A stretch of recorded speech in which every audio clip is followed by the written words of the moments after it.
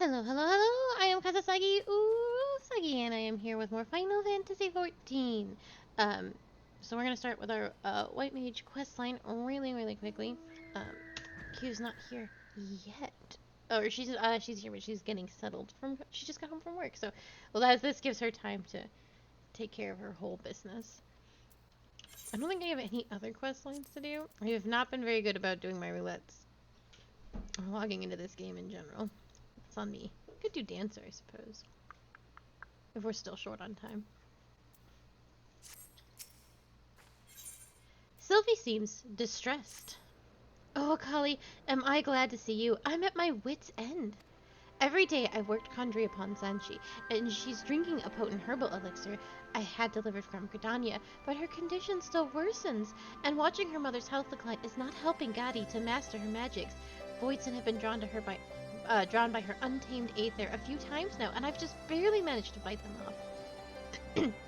I've reached my limits, to be quite honest, and I think Gadi would benefit from your calming presence. Will you come back with me to their cabin?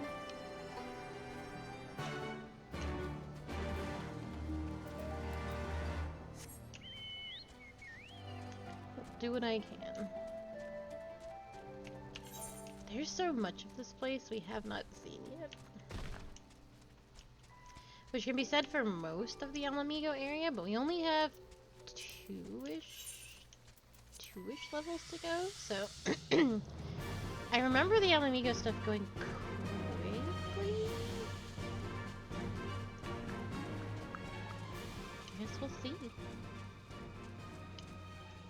It's kind of nice not remembering a lot of the smaller beats. Obviously, I remember all the large beats, the big beats of the story. But it's nice being unable to recall how we get from point A to point B.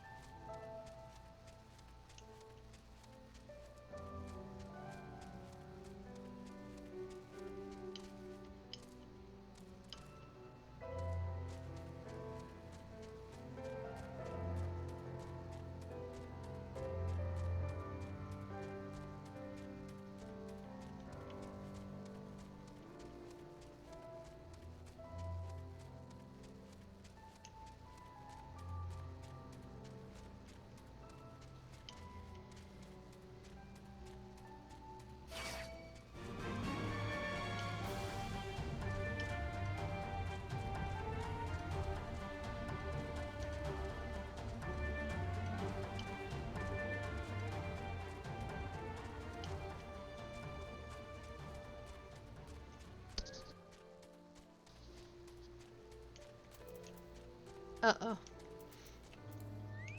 He's a knower. He knows.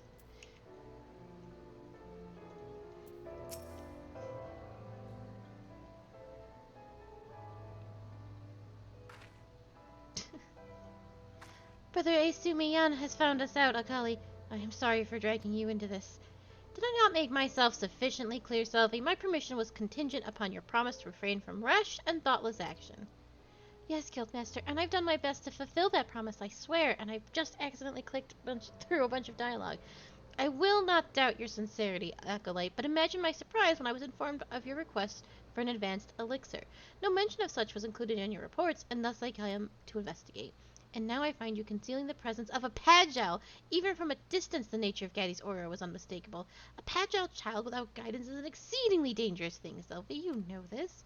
Her aether, wild and radiant, will grow even as she does, and so too shall the power of the fiends which gather to feed upon it. Should Gaddy draw the attention of greater void sense, the entire region would suffer from its depredations.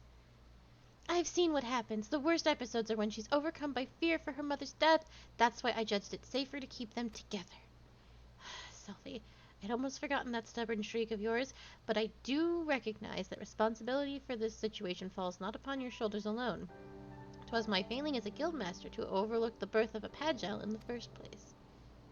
Will you take Gaddy back to Stillglade Fane now? Such was my intention. I followed the whispers through the forest, yet by the time I arrived here at the house, it already lay empty.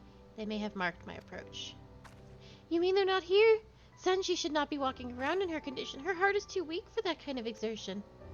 Then we must waste no time in tracking them down, and not only for Sanchi's well-being, Gaddy's concern for her mother could consume her at any moment. Do you know where they might have gone? If they meant to avoid us, they're heading north to cross the shallows of the Valdania River. It would be their only choice. We should hurry.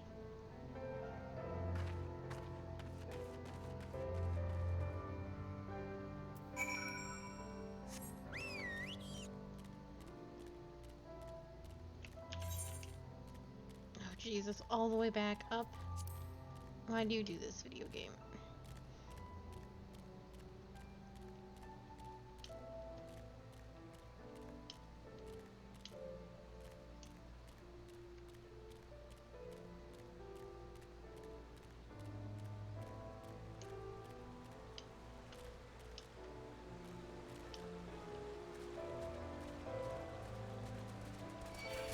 Dodge the mosslings, which I did not succeed in doing. Such is life.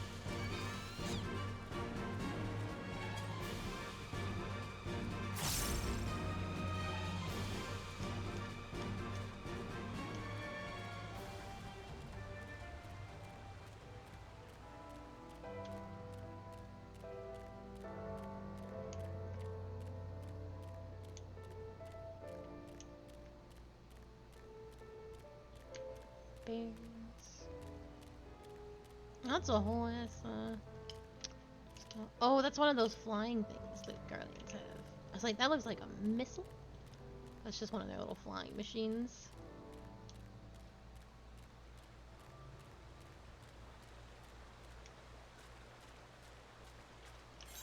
Do you have any good, better titles?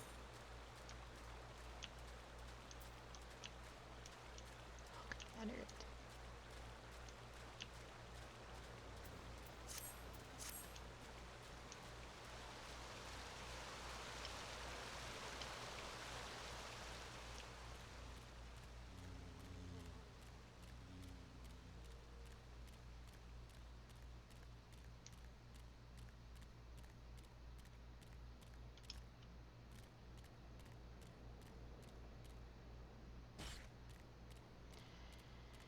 Good gracious, they have me running around the zone.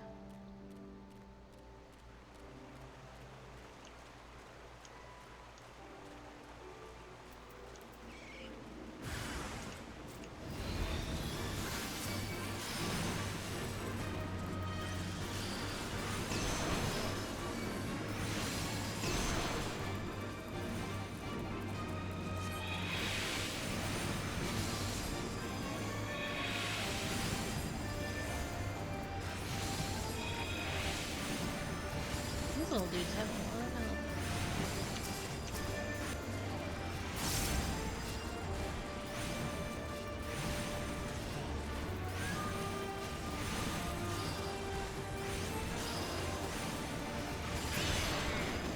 Ooh. I almost got paralyzed. Or stoned or something.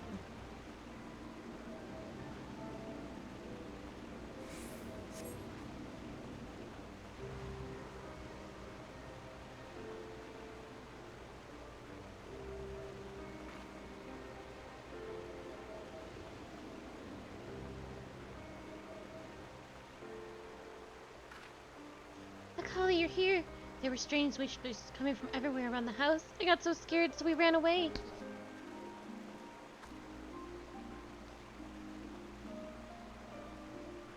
You must be Gaddy. Those whispers you heard were the voices of the elementals. You need not fear them, though it is wise to heed their warning. So your brother Asumi-yan, what do you want with us? It is clear that you are aware of my purpose here, and I understand that you are disinclined to trust the words of a conjurer. But pray believe me when I say neither Selphie nor Akali betrayed their promise to you. Simply put, Gaddy's Aether has grown too strong to be concealed.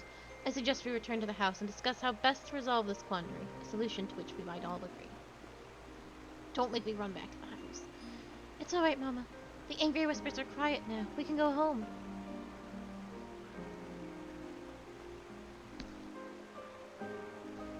If Gaddy says it's alright, then I suppose we should go.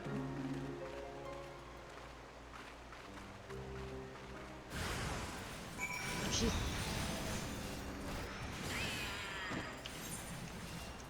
Game, why?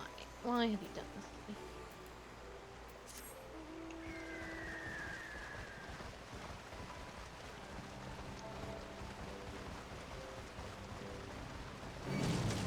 Excuse me, crocodile.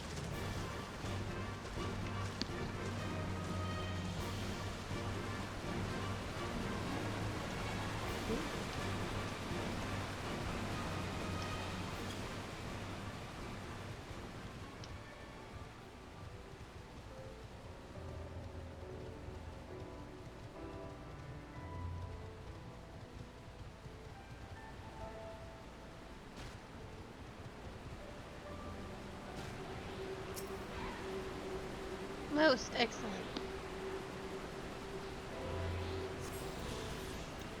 That's not true. Final Fantasy,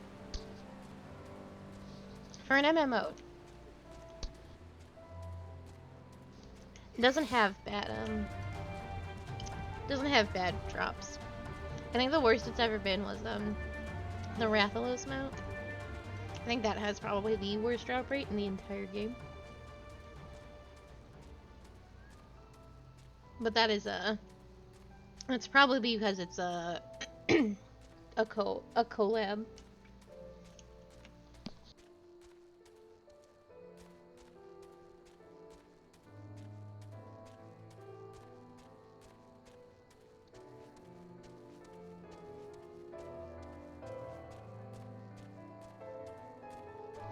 Hello, Phantom Hearts.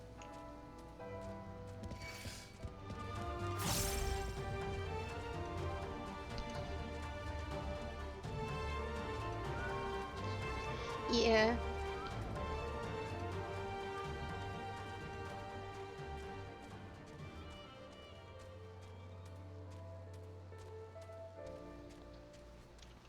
I don't think I have a Final Fantasy XIV command. I should, though. I should have more commands.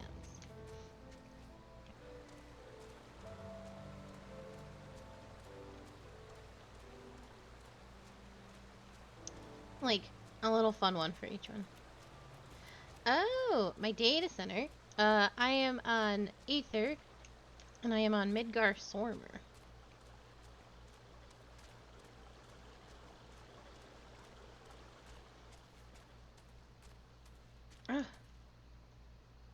Yes, Aether.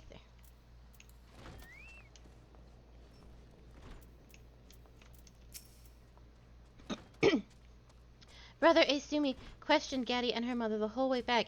He said that Gaddy's connection to her magic is entirely instinctual, which is not exactly a safe method for a child.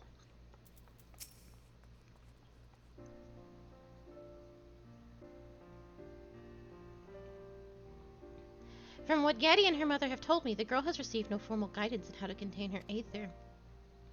Gaddy's Pagile instincts allow her to suppress her aura when calm, but that will become increasingly difficult as her power grows with age. Eventually, even the briefest onslaught of emotion, a surge of anger, a whisper of fear will be enough to shatter her control.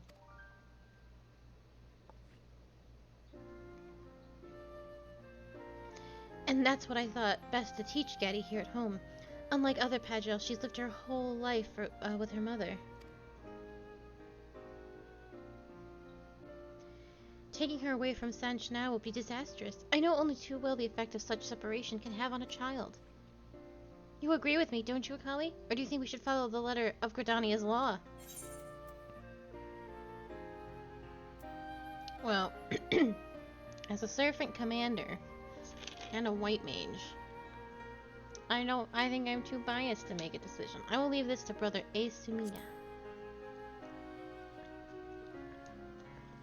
Then I shall choose what is best for the Twelveswood. And then in that case, I find myself siding with Sylphie. Gaddy's upbringing is an extremely rare case among the Pagile. It seems that it may, indeed, be the lesser risk to allow the girl to remain with her mother. Then does this mean? However, if we are to avoid an escalation of these attacks, I must insist that Gaddy learn the intricacies of her power under the official supervision of the Conjurer's Guild. Acolyte Sylphie, I hereby assign you the duty of overseeing the Pagile Gaddy's formal education at this abode. Your status as a member of the guild should satisfy the demands of the law and custom, and be sure to thank Akali for her assistance. I would not have permitted this breach of tradition were you not accompanied by a white mage of such high standing. I won't let you down, Guildmaster, or the Conjurer's Guild. Pray understand that this ruling comes with a cravat. If Gaddy does not show marked improvement within the time period I dictate, then I shall be forced to relocate her to Stilfglade Fane. Thank you, Brother Asumi. This means so much to us. Gaddy, I see you are a kind child who cares deeply for her mother, yet you must not lose yourself in another's life. Look within and master the magics which infuse you. Show you are capable of controlling your own destiny and make your mother proud. I will. I'll do anything to make Mama happy, and I don't want to disappoint Sylvie or Akali either. Very well. I will return to Gridania immediately and prepare an education manual for Sylvie. I'll see Guildmaster on his way. If you need me, I'll be waiting outside. That's like, the Scions of the Seventh Dawn is like everybody has white hair. Thancred, Y'shtola, you have two twins. It's... When they're gathered in a circle, I'm like, awful lot of silver-haired Bishonen men in here. And it actually, surprisingly, gets worse. I'm so glad that Sanji and Gaddy can still live together. Thank you, Akali. Things might have gone differently if you hadn't been around to help. Still, we have to make sure that Gaddy learns to control her Aether before too long. We can only expect so much leniency from Brother Asumi. I say we keep working away at our own studies as much as we can and give Gaddy a good example to follow. For my 60 quest, you're gonna make me come all the way out here? Sylphie? Sylphie! Alright, well, that's a problem either for later today or next week. Actually, one moment. Oh, Q is there. Hello, hello, Q. Hello. Hello. Are you in the middle of your warrior quest? Yee. Okay, then we will do... While we wait for you to finish that up, we will do a dancer quest. And I just genuinely don't know where that is. Gridania? Costa del Sol? I'm gonna say Gridania. I'm gonna make an educated guess and say Gridania.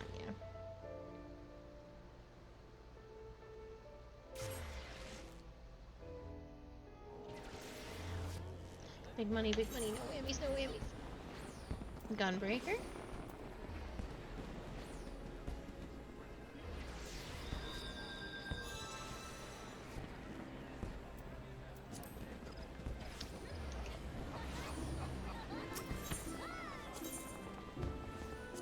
I don't think it's Gridania.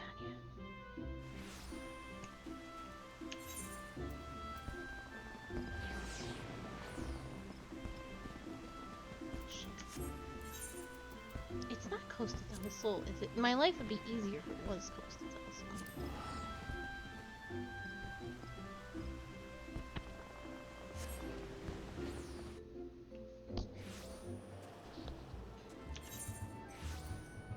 It was Costa del Sol. Hello, I have arrived. Nashimira is ready to take the show on the road.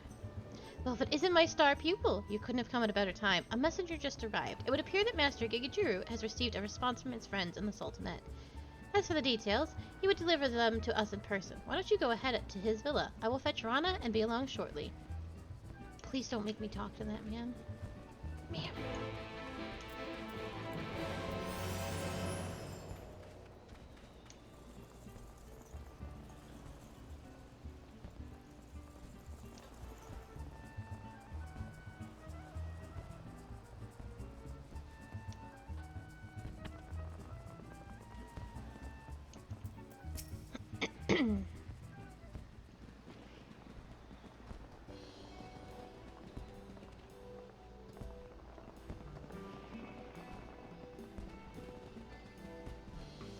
Well, well, if it isn't my second favorite dancer. Good news, my girl. Thanks to the highest recommendation of yours truly, my friends in the Syndicate would be more than happy to host one of your performances in Ulta.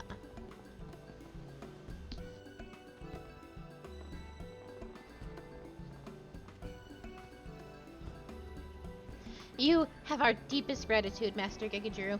Truly, your generosity knows no bounds. Gahaha! Think nothing of it. Your performance gave me a thrill I'll not soon forget. And while I'd love nothing more than to keep you all to my own, I'd be remiss if I didn't share my most remarkable discovery with the rest of the realm. That goes for you, in particular, my lovely Irana. You may be a bit rough around the edges, but that just adds to your untamed, dare I say, feral allure. Nothing would make me happier than to go down in history as the man who introduced your beauty to Eorzea. Why, Master Gekadru, you're making me blush. Thou take me, I simply cannot bear the thought that you've performed on my stage for the last time. You'll grace me with one final farewell performance, won't you? Surely after all I've done for you. Our apologies, Master Gekadru, but we must not keep our audience in the Sultanate waiting. After all, this is but the second stop on our journey, a journey we must see through to the end.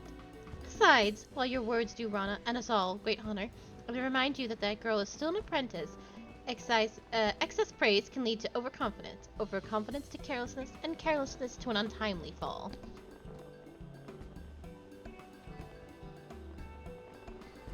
Do you hear me, Rana? No matter what glowing words your admirers may heap upon you, remember that your journey as a dancer has only just begun. Keep your feet planted firmly on the ground, lest you stumble on the road to achieving your full potential. But of course! And yet, it's truly inspiring to have such a devoted fan, is it not? Why, it helps me appreciate just how much I've blossomed as a dancer in such a short time. I do not mean to make light of your achievements. I ask only that you stay focused on the task at hand, continue to hone your craft, and not let yourself get swept away by unchecked emotion. And with that, we should be taking our leave. Master Gekadru, we thank you for your patronage and hospitality. When our business in Eorzea is done, we will return to fully express our gratitude. You need not feel compelled to travel with the troop, Akali. I trust that you will have matters of your own that you would attend to along the way. We shall await you in Ul'dah. Yeah, I'm having a rough time, and I am hydrating too.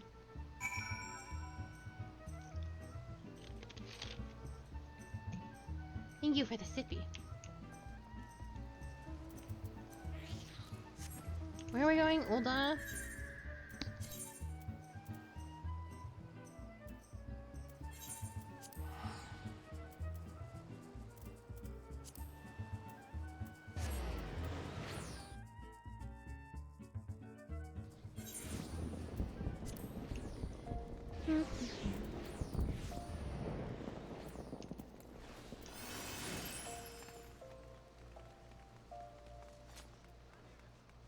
I like that I'm gonna dance like this.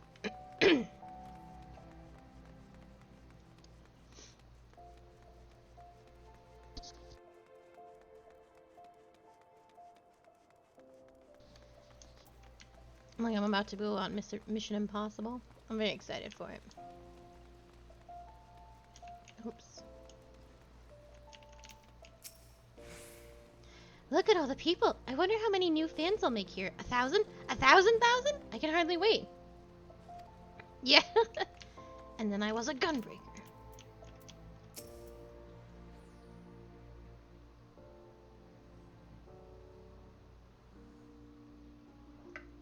So this is Ul'dah. Jewel of the desert. But we're not here to see the sights. No, we must decide upon a suitable venue for our next performance.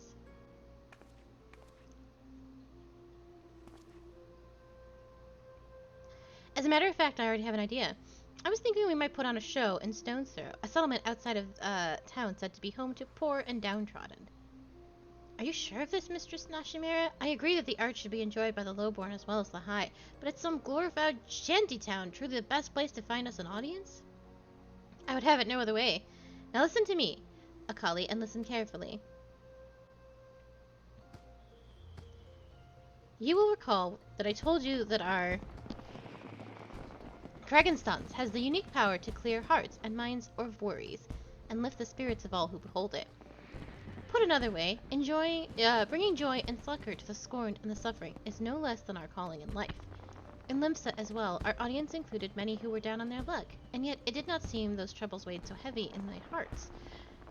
Mayhap this is a remnant of their pirate heritage, a flag and a veil in hand, and a song on the lips, and all those cares fade away. Ul'dah is different. Here, I feel the scars of calamity run deeper, particularly among those who lack coin needed to rebuild their lives to their satisfaction. Stone's Throw it will be. I can think of no place more in need of what we offer. You there! Halt! Halt, I say! You're the dancing troupe that's come at the invitation of the Sultanate, yes? On the authority of the brass blades, we command that you desist at once. Fear not, you've done naught wrong. It's just, well, Stone Throw's not safe for visitors these days, you see. A group of real rabble-rousers have been causing trouble as of late. You know how it is, protests, riots, and all sorts of unpleasant business. Of course, their anger's targeted directly at Uldah's upper crust. Like as not, they leave you and your troupe of performers. Still, the Syndicate cannot accept the risk of honored guests suffering an untimely injury or worse. We appreciate your concern, but I can assure you that it is wholly unnecessary. All members of my troop are well trained in the art of self-defense, and we are more than capable of taking care of ourselves. That's right! Besides, healing, suffering, and strife across the realm is precisely the reason we've come here. Whatever sort of struggle your people face, why not let us look into the matter and see if we can't resolve it? It is a gracious offer, but no. Keeping the peace is our sworn duty, and one we cannot simply impose on guests. Besides, we are trained soldiers, and you are not. For your own safety, you should take leave of this place at once. I'm more than just a dancer, you know. That is to say, a conduit. An adventurer, and one who knows her way around Uldah, you'd say. Perhaps you are fit to investigate the matter after all. Very well then. You and your friends may carry on. Just promise that you won't go looking for trouble, eh?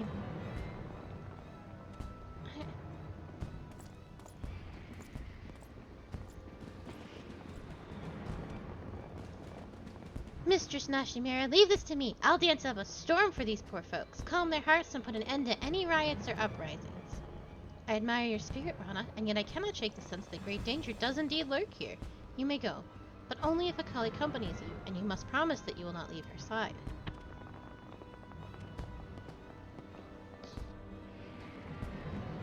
Alright, the more the merrier, don't you agree, Akali?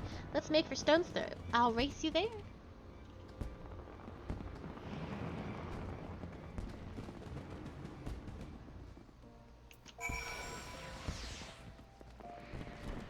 I actually don't know where to go.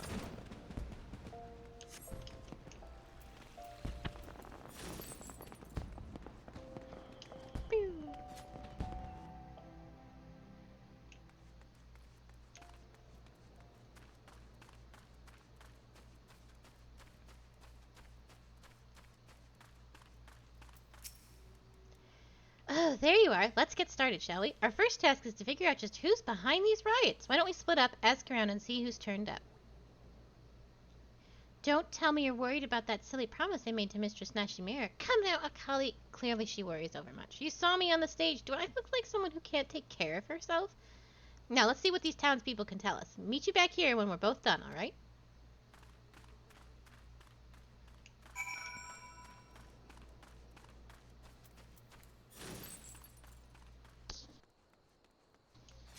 Oh my gosh, when do I get more of these little dashies?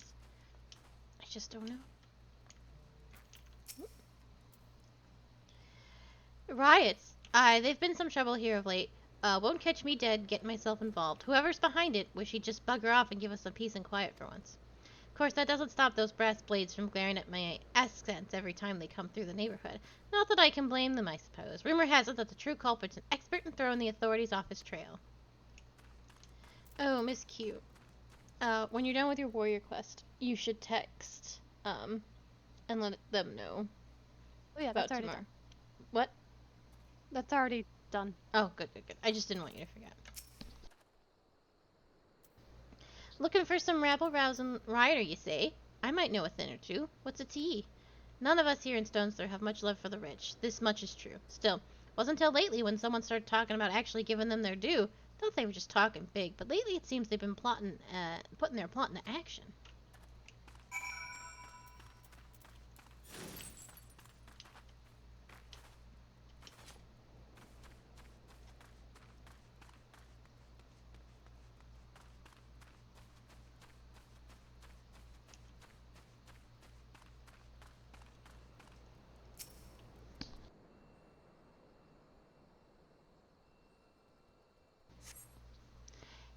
you there. You're friends with that Mikote girl, the one with the fancy dress? She was asking around about the riots, you know. Well, would you believe I actually saw her talking to one of the blackguards responsible for it all? Last thing I saw, he was leading her away somewhere. I'd go after her if I were you. Well, I wouldn't. Never had the nerve for that sort of thing, but I reckon you should before the poor thing comes to harm.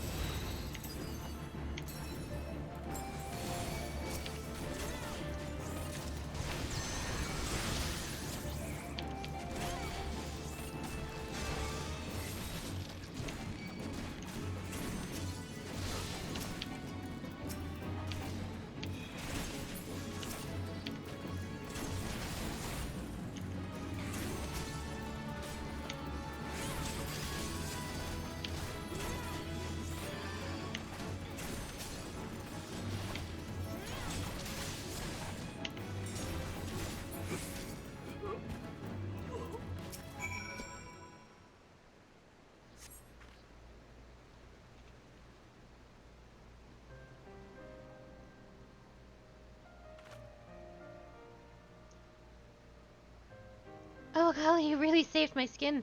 This man told me he'd take me to the rioters' hideout. He led me here and then.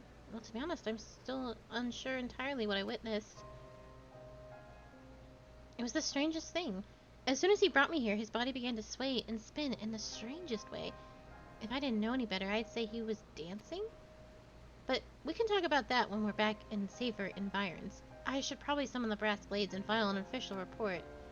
Meanwhile, could you return to the city and let Mistress Namahira know I'm alright, and tell her I'm sorry for breaking my word? I don't know if we have to tell her that part.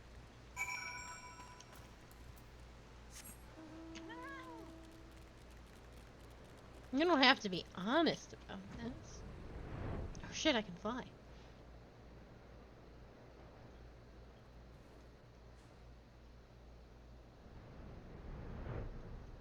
What have I been doing this whole time?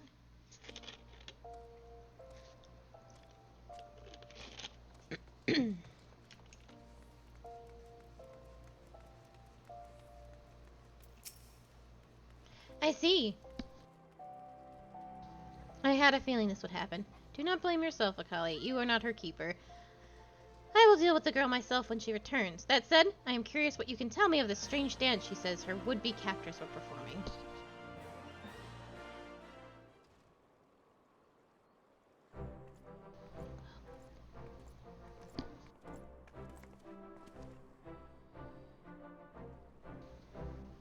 Good news, friends. Thanks to your efforts, we have apprehended the firebrand. Peace should return to Stonethrow for now, at least until the next rabble-rouser decides to fan the flames.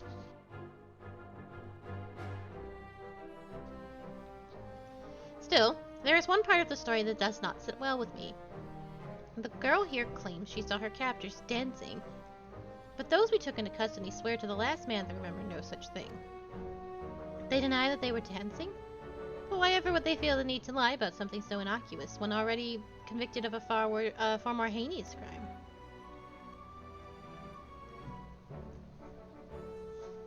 It is not precisely a lie. You see, from here the tale gets even stranger.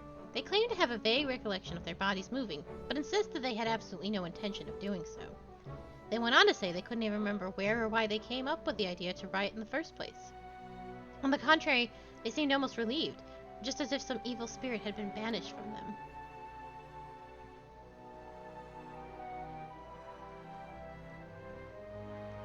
Sounds like our friends have been partaking in particularly unstable and unsavory alchemical concoction. At any rate, the brass blades will be taking over the investigation from here. Thank you for your assistance, and please carry on with the preparations for your performance with our blessing.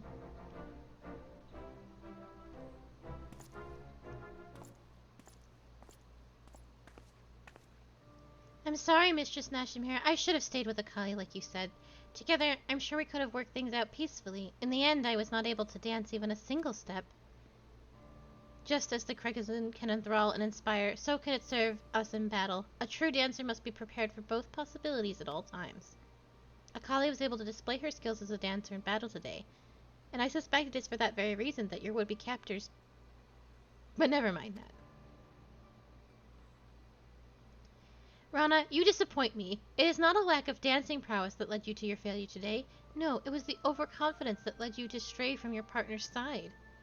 When troop Fallism dances, we dance as one. We dance to stir hearts and lift spirits, not merely to show off our skills, that our admirers might shower us with empty praise. I thought you understood this, but it is clear you still have much to learn. I'm sorry, Mistress Nashimura. I promise I will not repeat my mistake.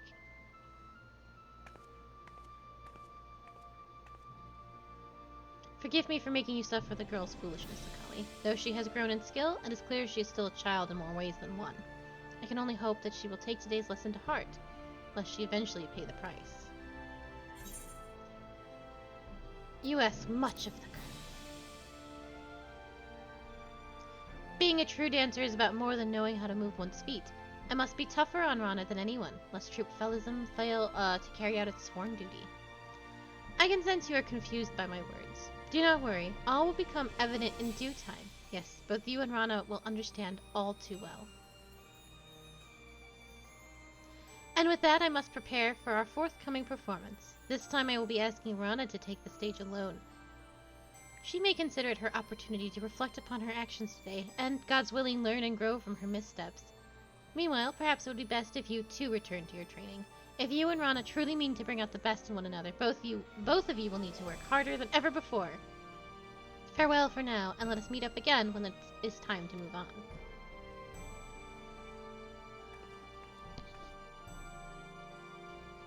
And now, I do believe it's time I did some investigating of my own.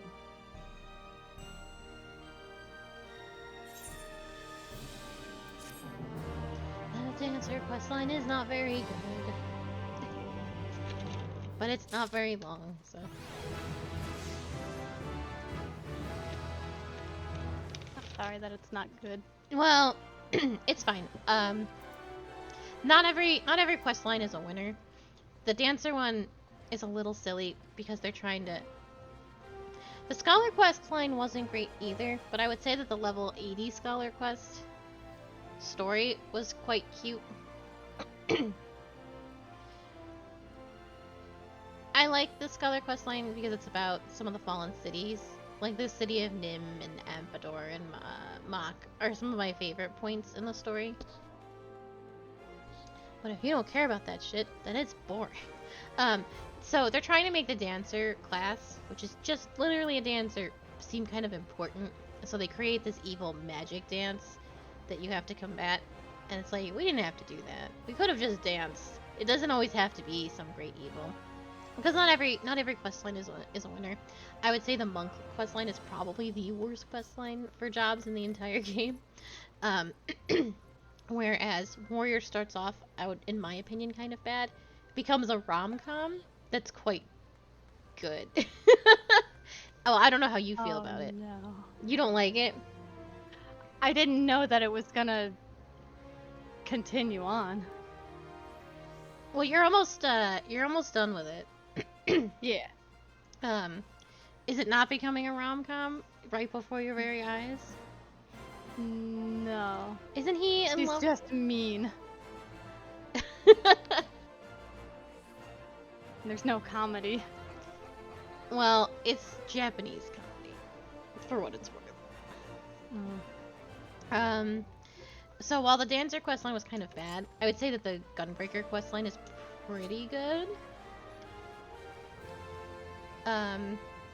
Where the samurai questline was kind of meh, the red mage questline was very good. Where the machinist questline was kind of meh. Astrologian and Dark Knight really knocked it out of the park. So, Summoner questline's bad. Bard's questline is good.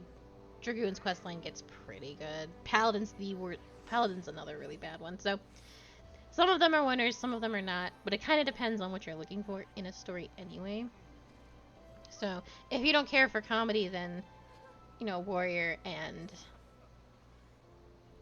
ninja questlines probably aren't for you. If you like found families, Dark Knight, Dark Knight and Red Mage are for you. So, they're all different. They're all very different, which is good. Some of them just don't hit home with me. Alright, let's go. I will be returning to Gugane.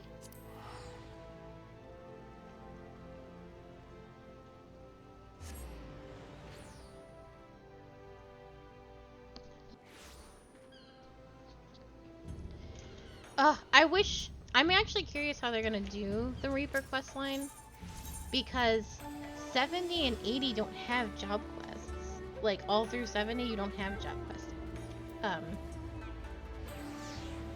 And 80 is gonna be the same way. You have role quests, but you don't go to your trainers for that. So with Reaper and Sage starting at 70, I'm a little curious how they're gonna do it, unless they'll have their own 70 to 80 questline, unlike the other classes, and then they'll be on track with everybody else come 80. I'm not sure.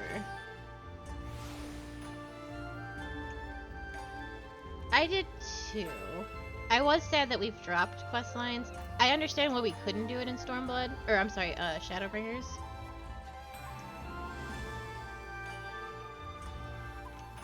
No, it made sense why we couldn't do it. It made sense why we couldn't do it in Shadowbringers. We just were incapable of going to see our, technically, quote unquote, incapable of going to see our trainers. But there's not really excuse next patch. Or next expansion. I'm fucking lost as hell, dude.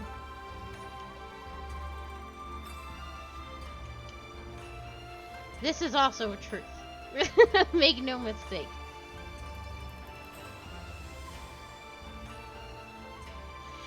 Final Fantasy, they talk about all the time how they really care about their continuity, and so, like,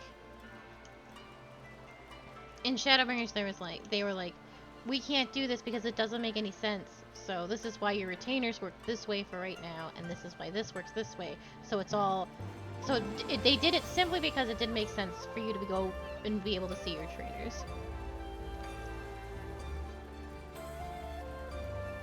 Because they really care about continuity. It's not that big a deal. Alright, are you ready, Miss Q? I'm ready. And it is a big deal, because the RPers need a reason. It's true. Final Fantasy takes care of their ERPs.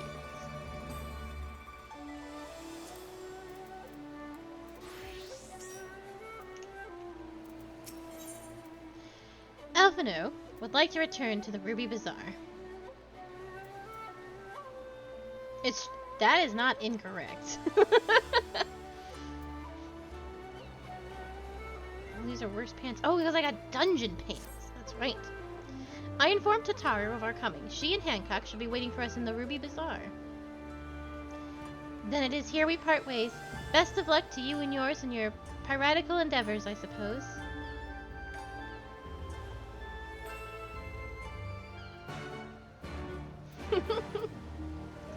Goodbye, Tensui. I'll never forget you. Do come visit us again. 'Twould be a shame if we never got to see you in the Little Mist again. Do not worry. We will be safely away before the Sensugeki could arrive. You look so nice. The red skirt actually goes well with the coat. Hell yeah.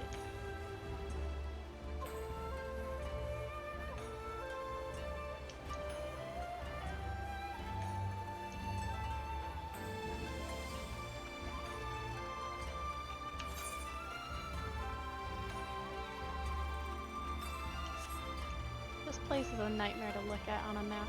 Oh, I know. This place is a fucking nightmare. It's because it's got a lot of layers. It's fucking pretty, though. You can look out at any, like, skyline here, and it's just gorgeous. It is very pretty. But yeah, looking at it on my app, you're like, oh Jesus, soft beans.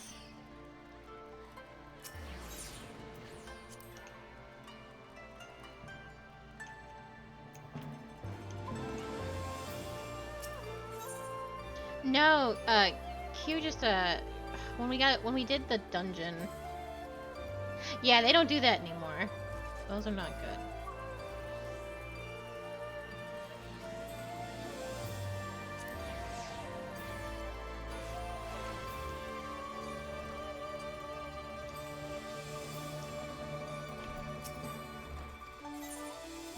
They also don't give conjurers and black mages shields anymore.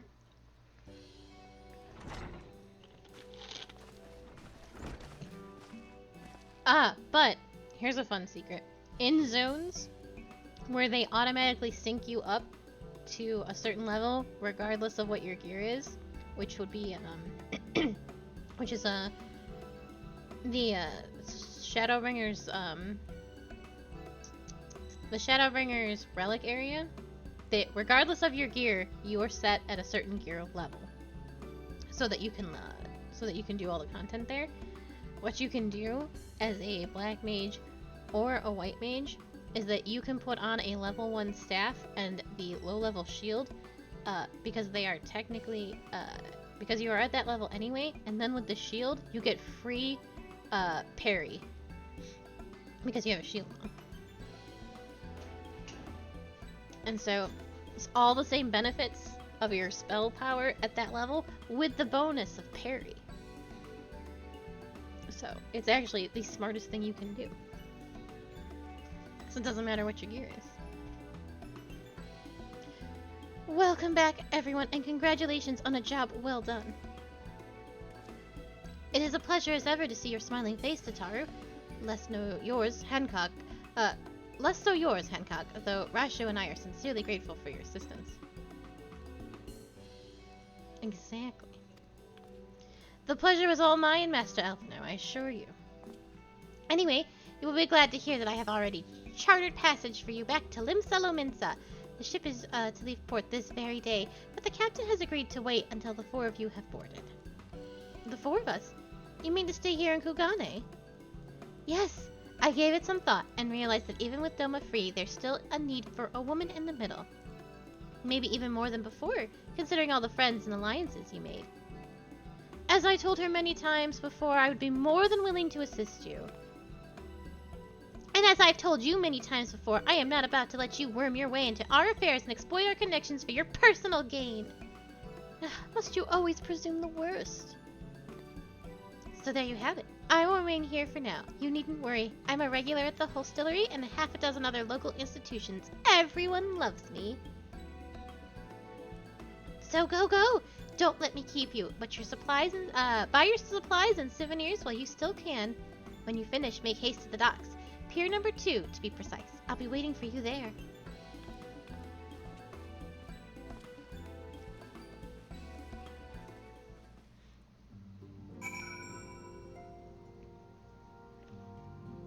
You must have had that custom made so she can walk like a fool. Personally, I would have preferred to host you for a few days, but Tataru was adamant that you return on the first available ship. One could almost suspect that she is eager to be rid of you. Idle musings, not more. Purely hypothetical and most assuredly incorrect. She wants only the best for her dear friends and is surely not motivated by hidden desires to go gallivanting about with her Hungarian paramours. Oh my god. That implies so much, Hancock. Things that I didn't need to know. Are you a small man, Hancock? Kind of. Kind of. You're like a little bit sized. I cannot deny that the thought of leaving her here alone worries me, but she has proven time and time again that she is far more clever than she appears. Besides, I do not think I could persuade her to change her mind. Mayhap I should take her advice and purchase a souvenir or two before leaving. Oh god. Is this the quest line? I hope this is the quest line. Oh Jesus, a bunny rabbit.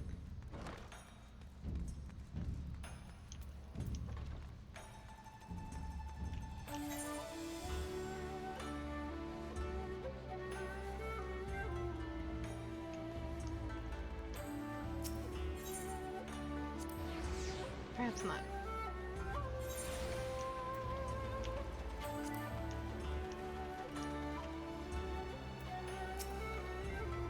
First to arrive as always. Hopefully the others will not be far behind.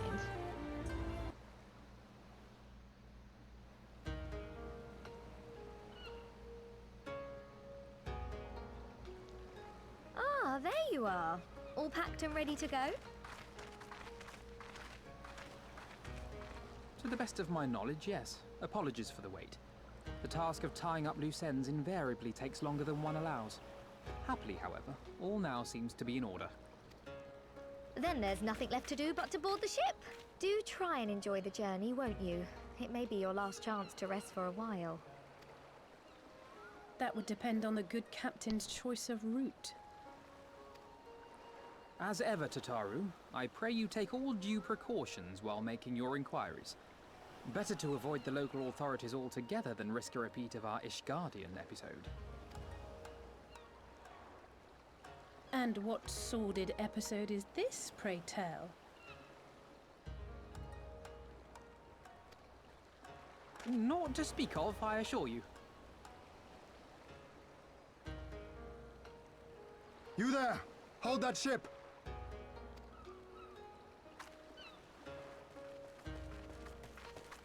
What are you two doing here? Shouldn't you be in Doma? Shouldn't you? You left with nary a word. I half wondered if I had done something to offend. It was incredibly rude of us to do that to them. Upon learning that you had departed for Kugane, we immediately resolved to give chase. Our comrades can manage affairs in our absence, and it seemed the least we could do. You mean you came all this way just to say goodbye? That too, aye. But there was something else I felt I had to say. You helped us win our freedom, and for that I cannot thank you enough. Accordingly, after we have established an interim government and so forth, I think it only meet that we repay the favor by dispatching our own forces to Eorzea. If you would have us. We harbored no expectations of such generous aid, and as there is no telling when the Empire might strike back at you, would it not be wiser to concentrate your resources on the defense of Doma? I had a mind to pursue a more aggressive defense, to which we will send forth shinobi to provinces far and wide to spread word of our victory, that we might inspire others to take up arms as we did. Even the Empire has its limits. If the Garleans cannot be certain where and when the next rebellion will take place, how can they commit another force to Doma? And besides, so long as this debt remains unpaid, how am I to face myself? And Gorsetzer?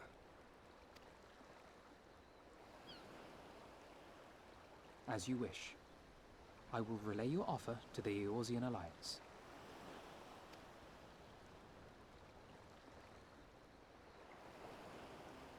All of Doma is counting on you to finish what we have started. You have it in you, Lise. To seize the future you want. Never forget. I won't, Hien. Not your words or anything else. Everything that led us here, that will drive us forward, I'll carry it with me always. And that's a promise. I will hold you to that. Go with them to Eorzea. Tell their people of our triumph and of our pledge to stand with them. By your leave, I shall pave the way for our new alliance.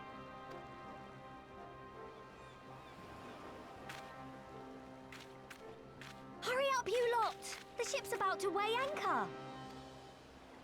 It seems our time is at an end. Go well, my friends.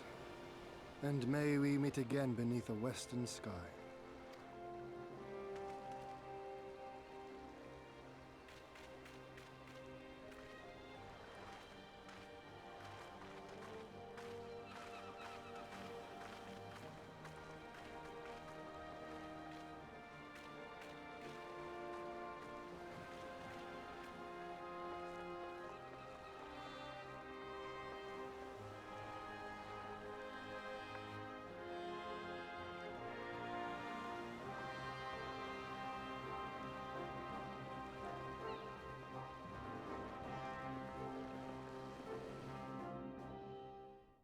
don't know if leaving Ian alone without his only remaining bodyguard is a good idea, but that's fine.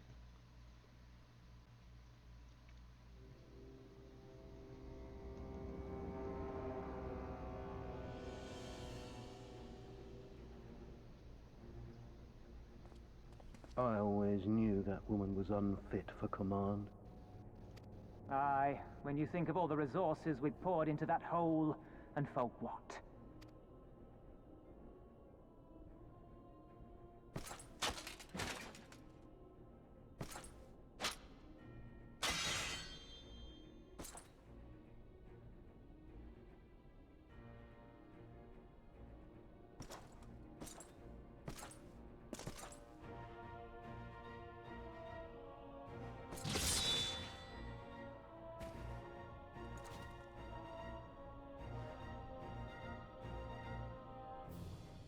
The beast yet lives. Mayhap it is time I sharpen my claws. I wonder, will you walk into my parlor once more?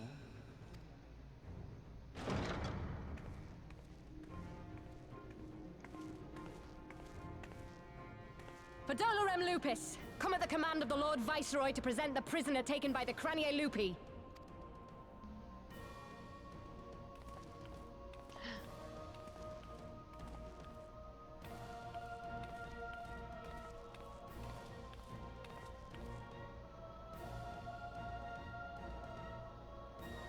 Xenosier Galvus, I presume.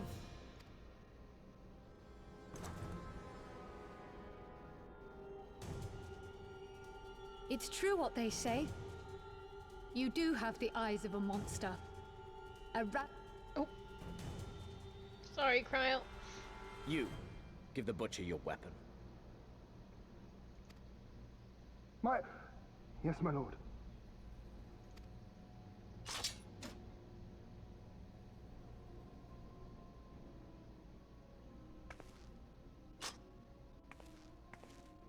My lord, this is... A reward given in recognition of your service. I trust it will prove more capable than its former owner.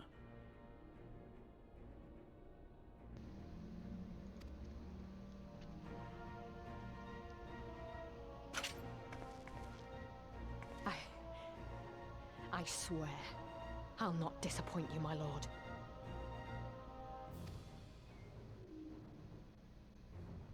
Good. Now, silence that mewling little piglet. I would not hear another sound pass her lips until I strip the fat from her.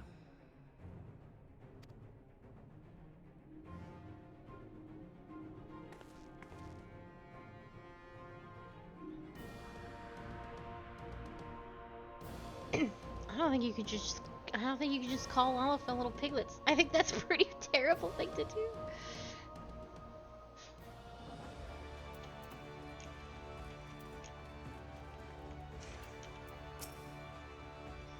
We should inform the Admiral of our arrival and brief her on that which took place in Doma before leaving the city. Compared to Kugane's vivid colors, Limsa seems a bit lacking. Still beautiful in its own way, but not as much as before. It feels like a lifetime ago we left for Kugane, doesn't it? Back in Eorzea at last, ready to pick up where we left off and finish the fight. We're not who we were when we left. We are stronger and wiser. So let's do it. Let's get back to Mhigo and defeat Xenos once and for all.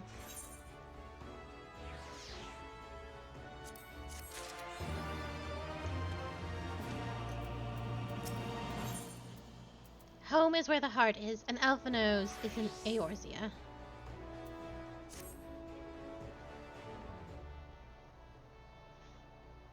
Here we are, home at last. I must say the journey passed more quickly than I had expected. That would be due to the absence of otherworldly interference, I expect. I should be glad if we did not speak of that unpleasantness again.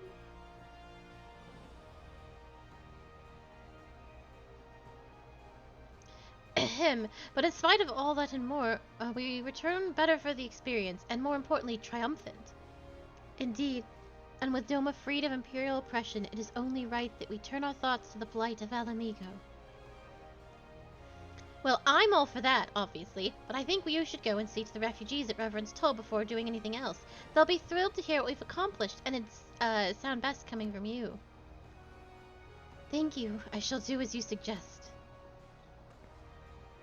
I see I am not too late.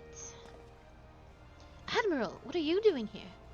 The East Elner Trading Company informed me of your impending arrival. I have tidings I thought best to share with you in person.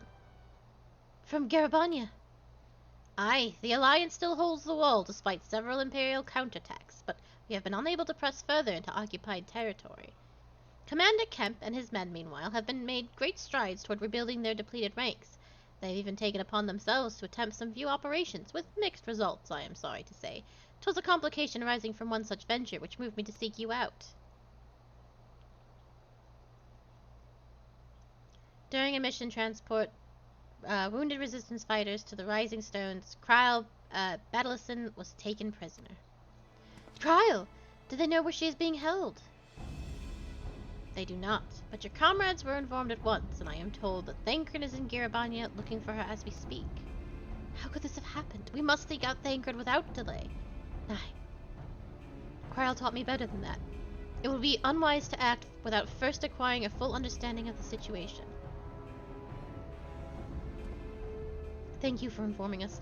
Tired though we may be, we must make haste to Castrum Oriens. Pray excuse us, Admiral. Lady Yaguri.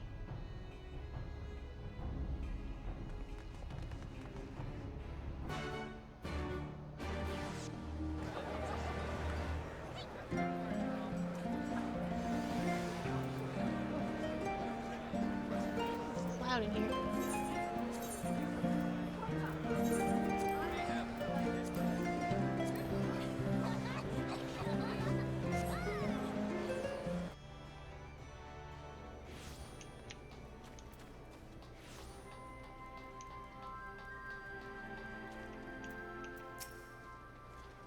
I'm sorry, Akali. It's all my fault. I'm sure it wasn't. But you do like to take the blame for things. There you are. You have heard the news. In broad strokes from Admiral Blofiswin. What happened? Kryl and a squadron of resistance fighters were escorting Y'shtola and several other wounded to the Rising Stones for further treatment when they were ambushed by Imperial forces. Arenvald and his men fought valiantly, but in the chaos... I make no excuse. We failed to protect her. Do not be so hard on yourself. You protected Y'shtola and the others, did you not? Tell us about the attack. It was the skulls. They knew a path across the wall we hadn't found. We thought we were safe once we reached the Black Shroud. We weren't expecting an ambush. During the fighting, I caught a glimpse of their leader's memories. It was all planned. The advantage of having a walker in the field. I'm not as strong as in the Echo as Akali is, of course. Half the time, it's enough to knock me on my arse. Like I've taken a dose of concentrated aether. So you walked into Frodola's memories. What did you see?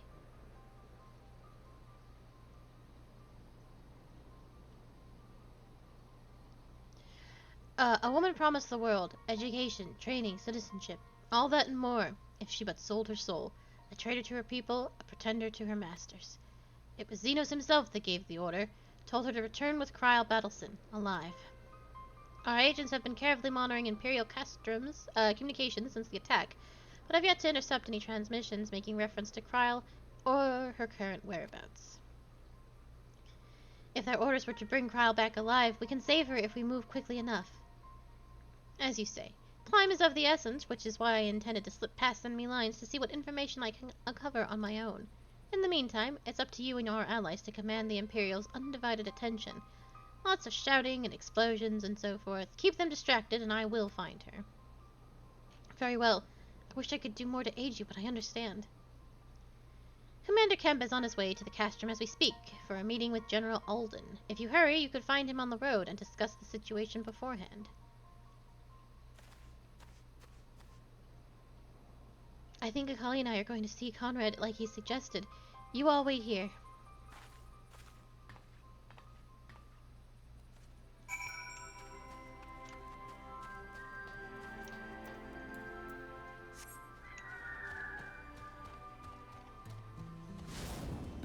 I will simply be leaving.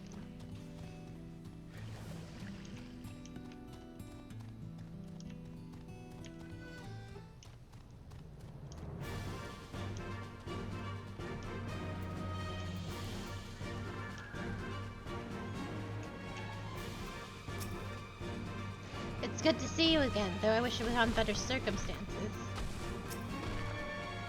What can I say? Patience isn't one of my virtues. Are we fighting this tree? No. Okay. No. No. Well, well, isn't this a pleasant surprise? It fills my heart with joy to see you two hale and healthy. Welcome home, Lise. Akali, I'm sure you've heard about Krill by now. That's why we're here. I'm still not sure what to think about it, but we'll save her. We'll definitely save her somehow. I have no doubt that you will. You look stronger for your time in the Far East, lass, and that's good news for Kryle.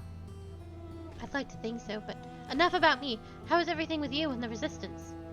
Better than when you last saw us, make no mistake. Alvanald's been a godsend, him and Mhigo, and all the young bloods have achieved so much in such a short time.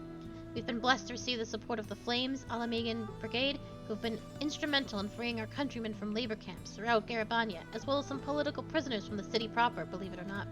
Together, with the refugees returning from Ul'dah and elsewhere, we've had no shortage of able-bodied men and women eager to join the cause. I knew you wouldn't stop fighting, even after what happened at the Reach. Force of habit, I suppose. Though we've come a long way, we still have far to go, but we'll fight for every ilm, and sooner or later, we'll get to Mhigo. But listen to me prattling on when you should be thinking about making haste to Castrum Oriens. There's no point in you telling me everything now when you have only... Oh my god. There's no point you telling me everything now when you'll only have to say it all again for the Flame General's benefit. You're right. I'll go on ahead and tell the others you're not far off.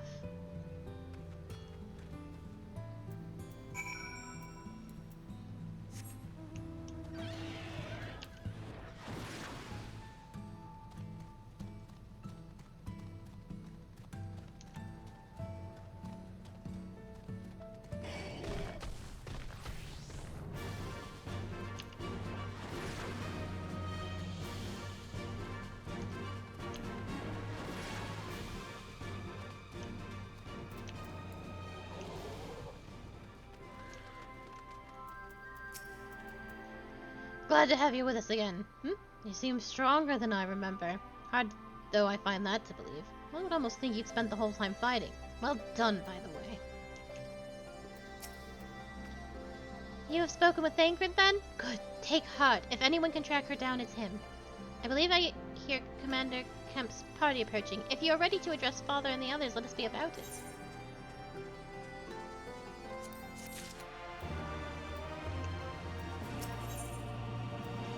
You, Roban, and your allies have much to discuss.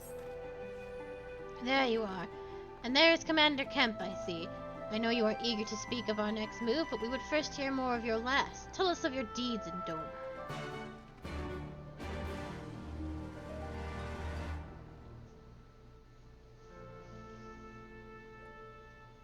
Oh, congrats on level 70. Thank you.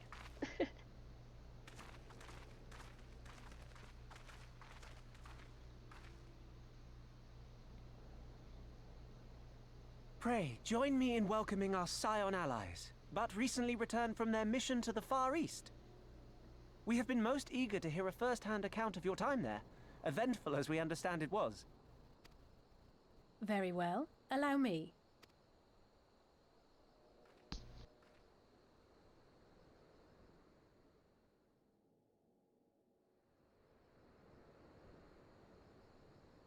Such victories are rarely won without sacrifice, but the prize is worth the price. Doma, free after all these years. Doma. Bloody hells. Flooding their own castle for a better chance of victory. We could learn a thing or two from that lad. Doma. Our agents report a flurry of communications between Garlemald and Mhigo in recent days. 'Tis plain they are in the midst of deliberating their response to the Doman uprising. Good. Every Imperial unit in occupied territory will be on the lookout for civil unrest. The fear of leaving critical locations undefended will make commanders think twice about committing their forces, giving us a chance to seize the initiative. We have a chance, aye. Mayhap the last one we're ever going to get. While we've done our best to rebuild the resistance, the Imperials have only increased their efforts to root out sympathizers. If we keep on playing for smaller prizes, it's only a matter of time before they crush us again. And that we won't come back from. A swift advance seems best for all concerned, not least poor Mistress Cryle.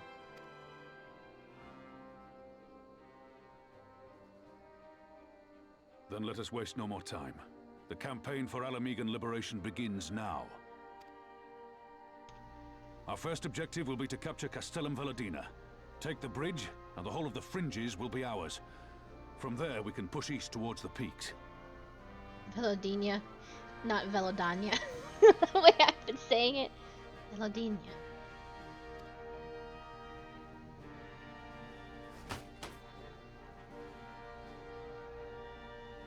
I name this operation Rhalga's Beacon. For as Rhalga once sent his star to guide our ancestors to these lands, so too shall it see us home. I know, she got fridged immediately, like several times over. We leave her behind, she gets captured.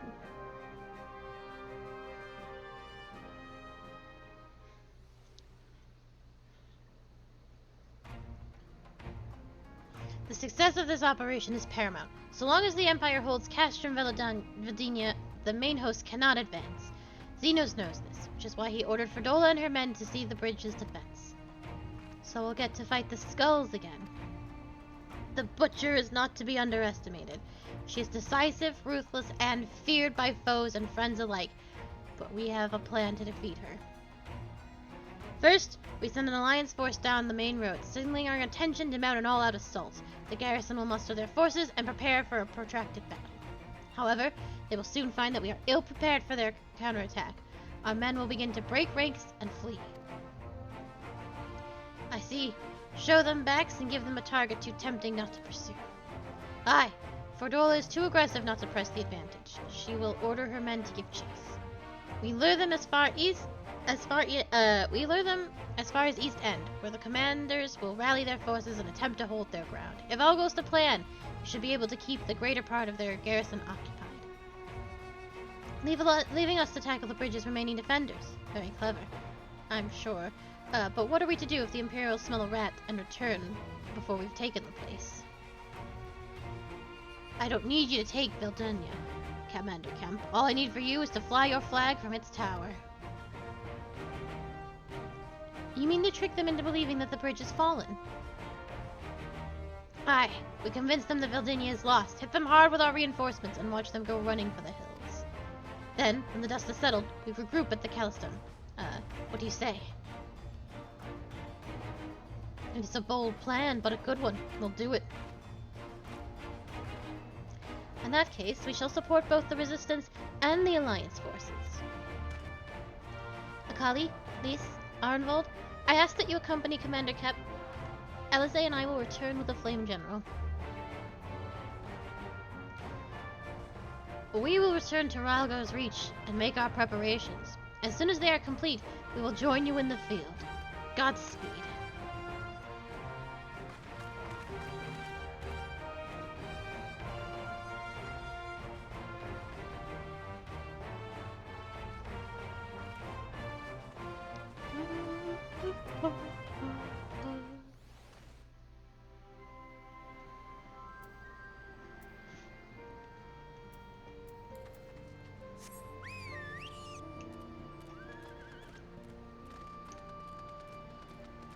I will say, characters that are part of side quests like Alexander and Omega will usually always be safe from main story plotline happenings. They cannot be got because Final Fantasy cherishes its continuity. So Y'shtola will probably live forever. Cid also will probably never die. But that's also why when you don't see characters in side quests, it is a little concerning. There's actually a very huge male quest line with the Moogle. So I think one of the male Moogles hurts its wings, and so you deliver a bunch of letters everywhere. And you learn a lot about like the lore and like a lot of Mikote lore, I believe, is in the letter quest. But originally, Orshafon had a letter that you were supposed to deliver to him. Now, because you could do this mail quest at any level, that ran the risk of you giving a letter to Orshafon, who has already been deceased. And so his letter quest was removed before it was ever put into the game. Because they knew he wasn't gonna make it. So, unless they tell you specifically that you have to do this quest line before you can continue the story, as they have done in recent times, those characters will probably be fine forever. Oh no.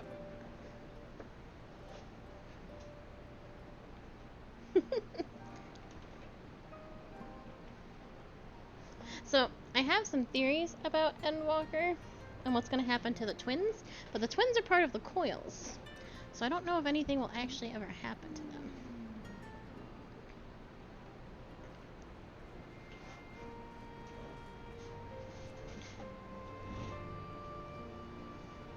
Because in Final Fantasy IV, which is what Endwalker is,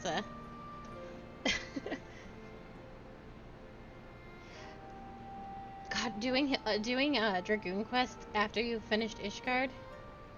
Oh no! Yeah, if you do the Dragoon Quest after you've done everything with Heavensward, it's absolutely buck wild. Because Estinian's got the eyes. He's like, I'm gonna kill Nidhogg. And we're like, Estinian, we already did that. So there is some wildness in some parts. If you finish your level 50 cooking quest, after Namino has drank the poison, but before you resurrected her, that's a little awkward. Like, oh, there she is. But they usually try and avoid such things. Some things cannot be helped, but it's funny.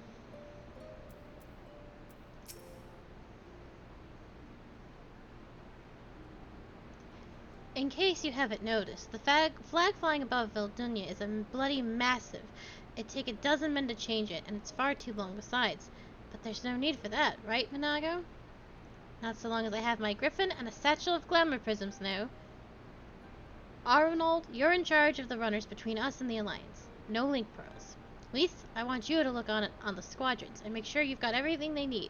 Everybody clear? Aye, sir. All forces will depart for Castellium Covey when ready. That will be all. Akali, stay with me a moment, if you would. There's a few men I'd like you to look in on personally. Each of them has lost people, and I can tell that it weighs on their hearts. There have been a few new faces since last you were here, so it's best if I just tell you where to look. One's an officer you'll find in the barber. Another's an older fellow who likes to pass the time on the shore of Starfall. And the last is a fiery young lad from Little Mhigo, who I'm told trains by himself, by the river to the fringes. You'll know them when you see them. Come and find me when you've finished. What would the last name be?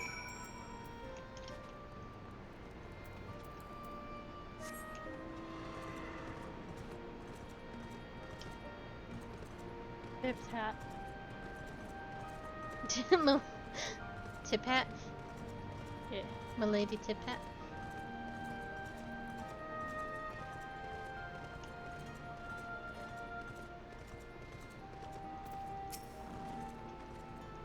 I say, if this isn't the last who helped me find the ward I misplaced. But there I go again, treating you as an equal. It wasn't until after you'd gone that one of my comrades pulled me aside and told me it was only the bleeding hero of Eorzea who'd taken time out of her busy day to help me. Well, what's done is done. But know that I will fight with every ounce of my strength in this coming battle, and the next, and the next. Mayhap that will serve to repay the favor. Fare you well. Can you imagine being like, hey, can you help me? Just, you come up to someone you don't even recognize, and you're like, hey, can you help me find this thing? And then your friend pulls you aside after you've already made an embarrassment of yourself. It's like, dude, that was Tom Hiddleston. You're like, fuck. It's over for me.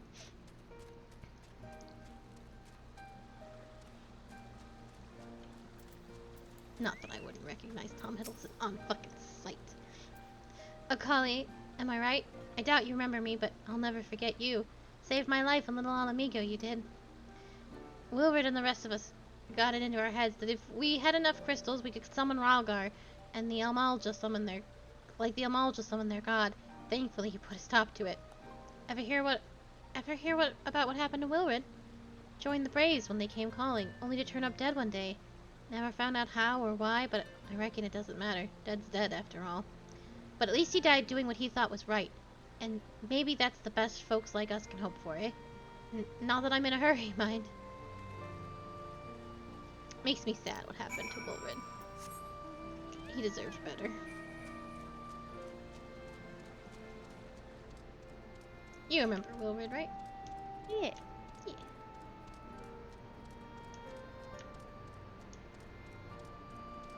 I know it's been a minute since the Crystal Braves. So.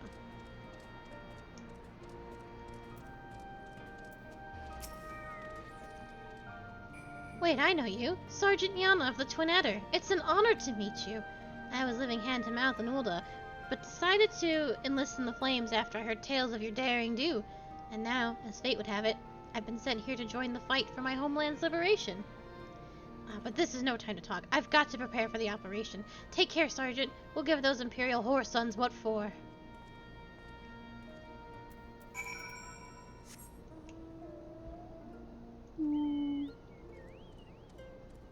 No, I got my chicken.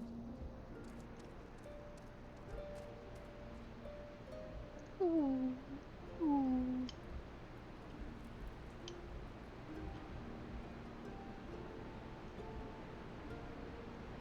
Crunchwrap Supreme.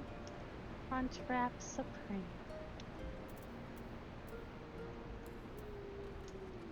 Ooh. Ooh.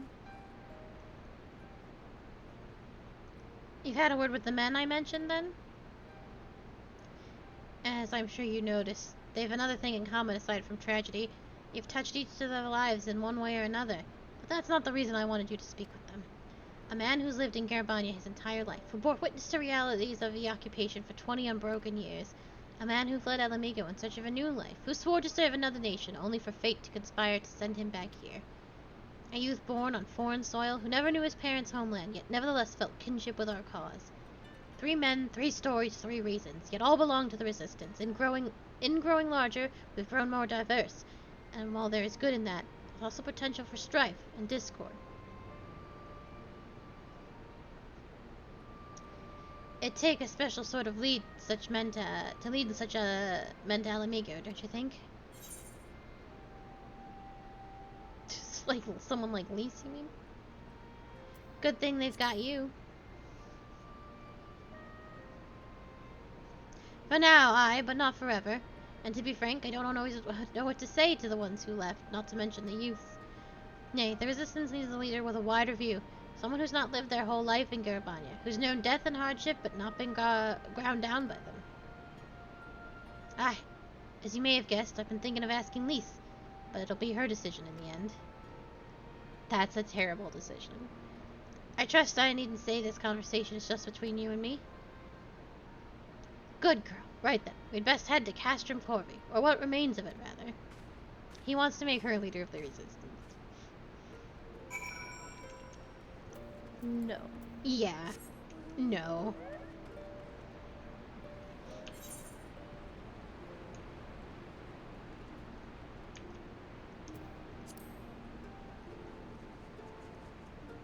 It's absurdly frustrating. Come back. I thought you had your chicken. I don't have my chicken. Yay!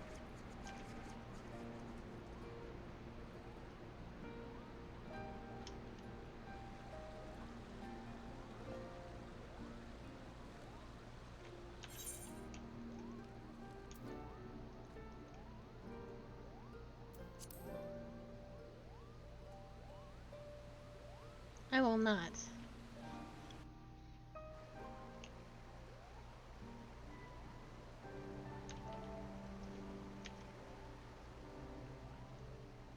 But hold on to that eye roll, Miss Q. Oh, in regards to Lise. You're gonna need it for later. Yeah, it gets very frustrating. Even more frustrating? Oh, absolutely. Oh my god. So just hold on tight. Remember this anger, because it's about to get amplified. I desperately want to look up if she dies, so I can be like, oh, is this the time? And then be like, oh no. But next time, he'll die. Don't do that. Okay. But I wanna. I wanna know if I have to put up with this forever.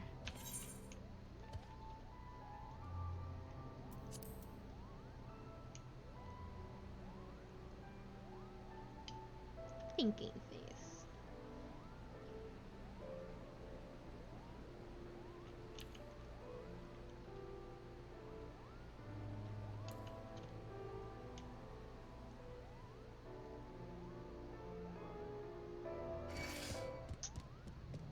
Well, that was rude. Excuse me, everyone.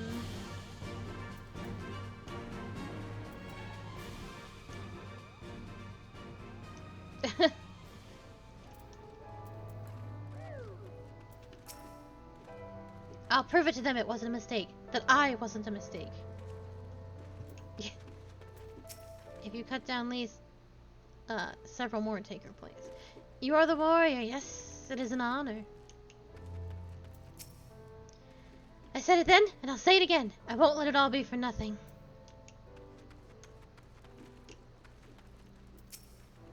Her name is Opda. We've known each other since we were small. We'll be going on this mission together.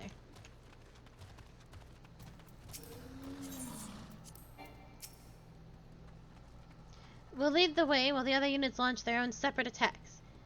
Remember that we need to hold out until Mhigo sees the flag. Got your ear in order? Any moment now. This will be hard if you are level 64, but if you think you can do's it, then do's it.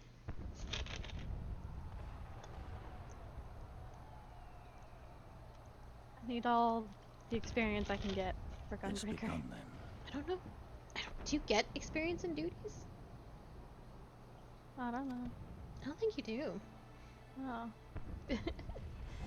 Well, you've been doing fine thus far. It's the waiting that drives me mad. Standing around, knowing what's to come. I'll never get used to it. Calm down, Mhigo. You're making her nervous. We've come this far, haven't we? We just need to make it the rest of the way. Right.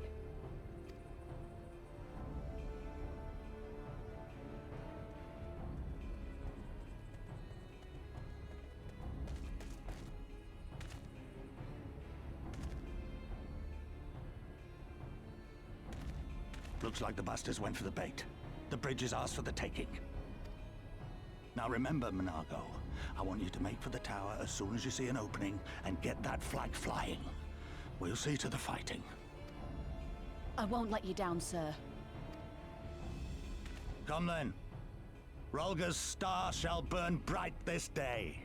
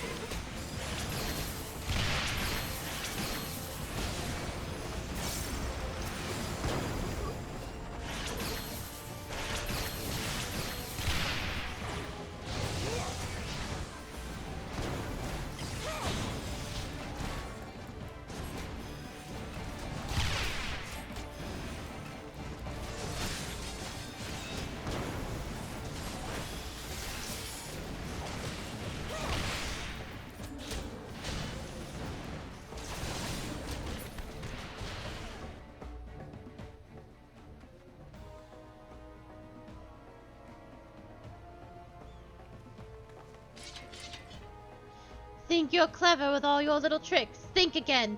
None of you are leaving here alive.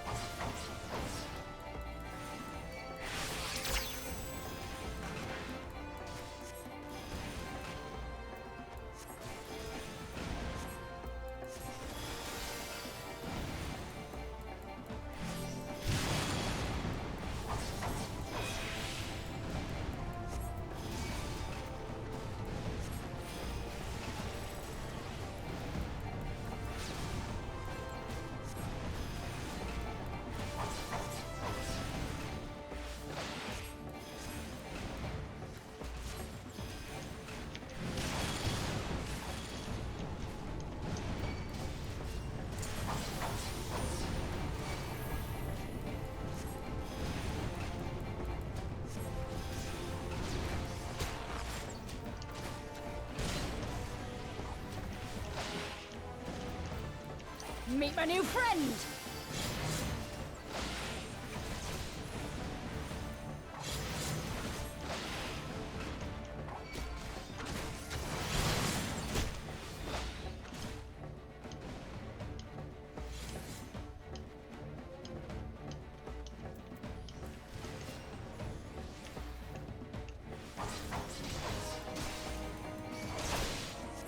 I'll cut you to pieces!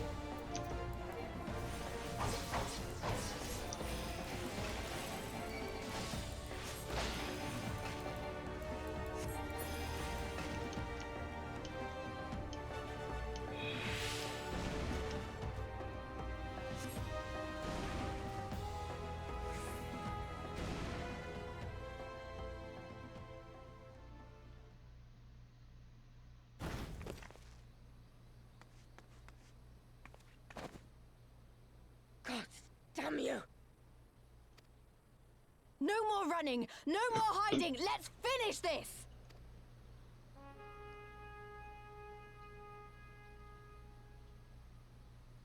Look! The flag!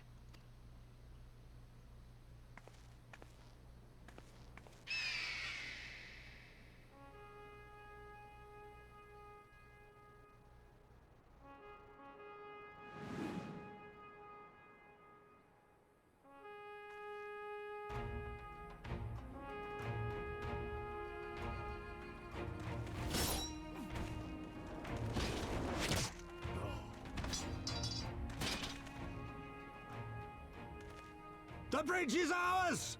Al Mhigo! Al Mhigo! Al Mhigo!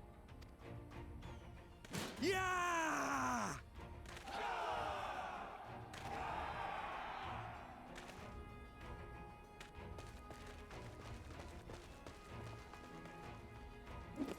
Stand your ground! It's not over yet! Damn it! Well, we did just kind of let her do that. Let them go, Lise. We've done what we came here to do. That's enough for now.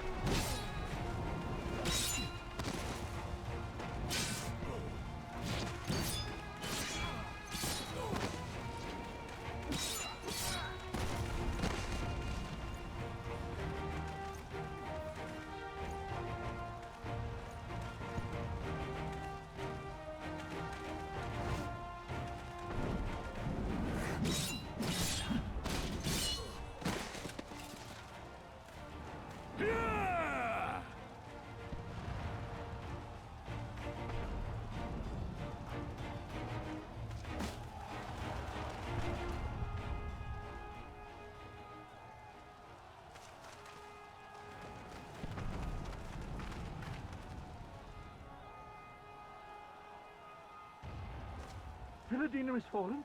Impossible! We have them on the run! Forward! No mercy! Regroup! Regroup! We have to regroup! All units, fall back!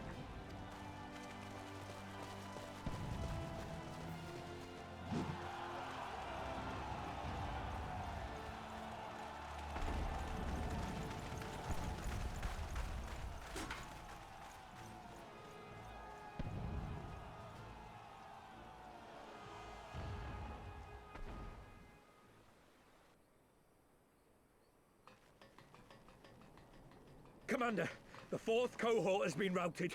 We'll be at the mercy of the enemy's reinforcements if we don't fall back now. Idiot!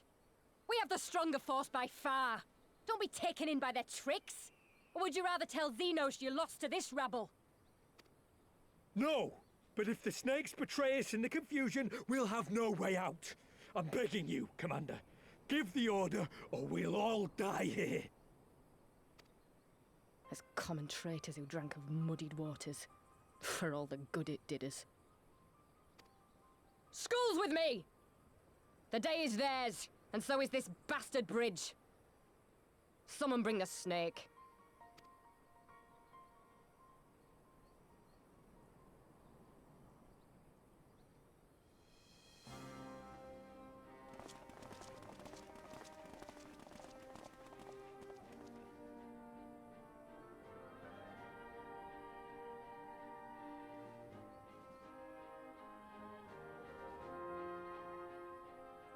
I suppose.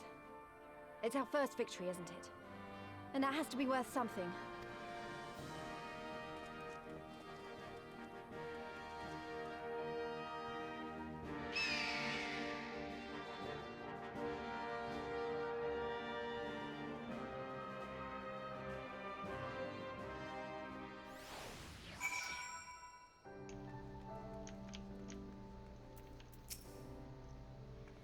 For a moment there, I didn't think I could do it, but then I did. Did you see that, Abba? Oh, we did it.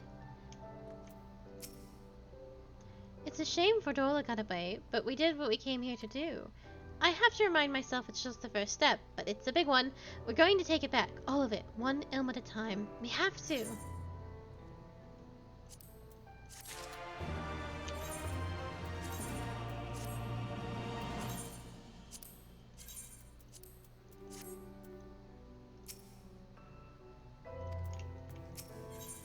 Your work is far from finished, and Conrad knows. There's still a chance that some Imperials will hold up inside the Castellum. We'll need to search it top to bottom to be sure it's safe. In the meantime, I want you to rendezvous with the main host. Keep your weapons at the ready. There's a chance you might come face to face with soldiers on run-in route. On second thought, it might be prudent for you to do a preemptive sweep of the region for soldiers that have gone to ground. We shouldn't afford them any time to regroup and launch a counterattack. When you've judged the work to be done, report to General Alden in the Bittermill.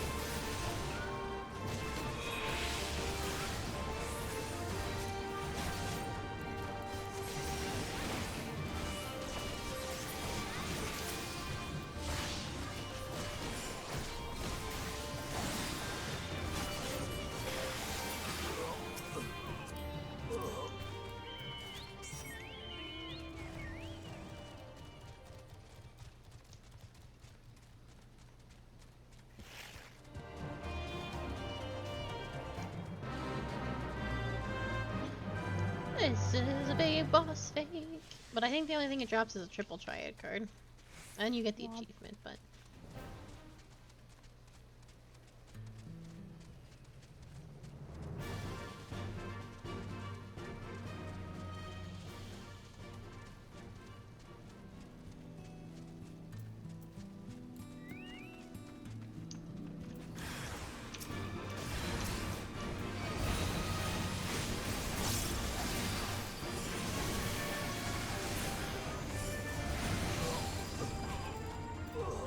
Nice. They just fucking melted.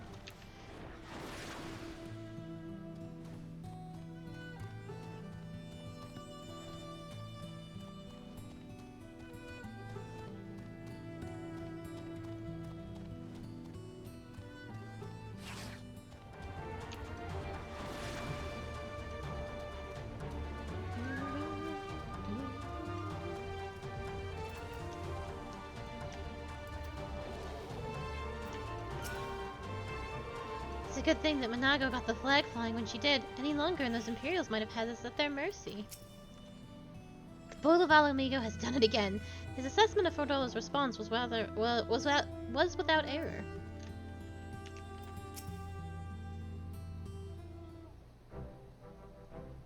Well met. All's well at the bridge? Good, good. The fighting has died down here too, as you can see. Pippin left but a moment ago with a contingent of troops to occupy Valdania. If, when the Imperials return, they'll find us dug in behind their own walls. I could not have hoped for a better outcome, General. Splendidly done. Let's not get ahead of ourselves. It'll take more than one castellum to turn the tide. My men and I will deal with the remaining enemy forces. Scions, I bid you return to Commander Kemp and his men.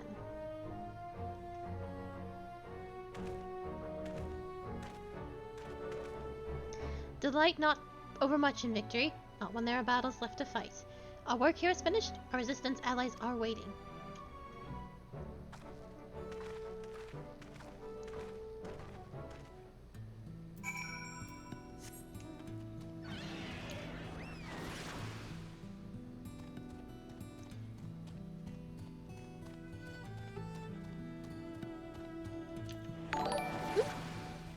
Thank you for the follow.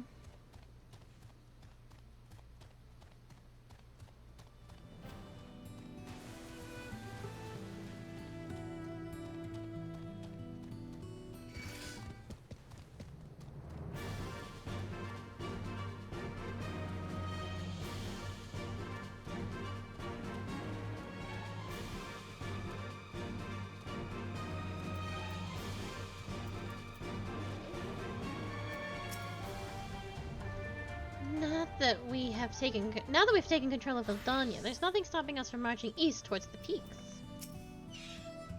If you're looking for Arvenel, I think he's with Pippin, searching the Castellum for any remaining soldiers. From a stone bridge to a massive fortress, Garlean engineering never ceases to impress.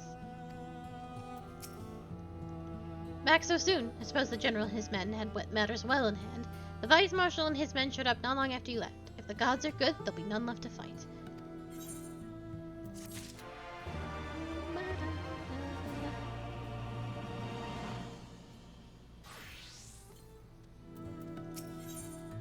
Conrad would like, just as much as you, to resume your march towards east towards the peaks. Let me look at these outfits. Oh, the pink one's cute. Oh, I like the little fans on the dragoon.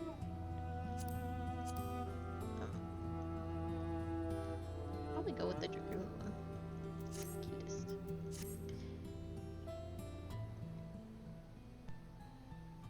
I know you're not for waiting, but if you'll bear with us. Commander Kemp, Marshal Trapun reports that their sweep of the Castellum interior has been completed. So it's finally over, eh? Pray extend to him my deepest thanks.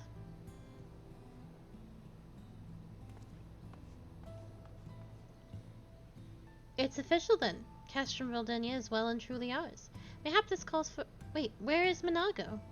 She took her bird and flew towards the Preening Stones, the village of the M tribe where she was born.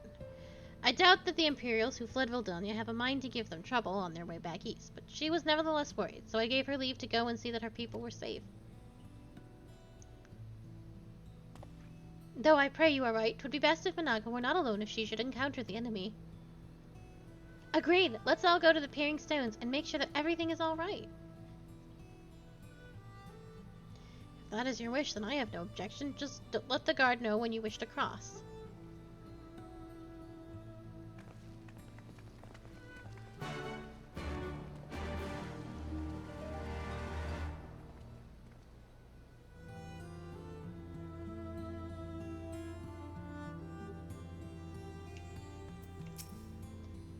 Greetings, Scion. Do you wish to pass?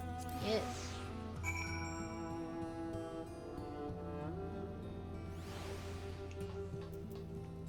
It's a little tedious now to go back and forth because you have to talk to a guard, but eventually you'll just be able to fly over it.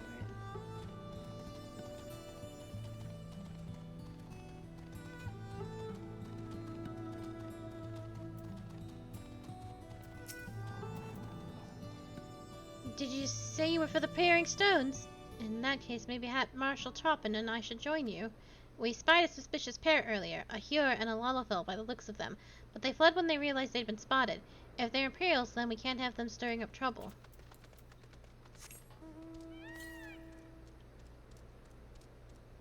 Oh, looking for ether currents?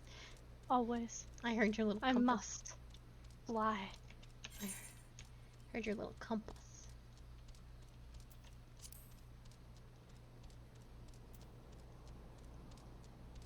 So I don't know if you remember, because we don't run into too many settlements of the cat tribes, the Sun Cat tribes specifically. So back in the there's like an oasis in Thanalan where we met with the U tribe. And now we're gonna and every cat with like the U apostrophe in their name lives in that little settlement, and then every cat with the M in their name. Oh, am I going too far ahead? By accident? Yes. Yep. And every cat with the M is gonna live up here. So, Milady Tiphat would live here. The path to the village is through a tunnel just east of here. Follow me. I just wanted to go to the stone.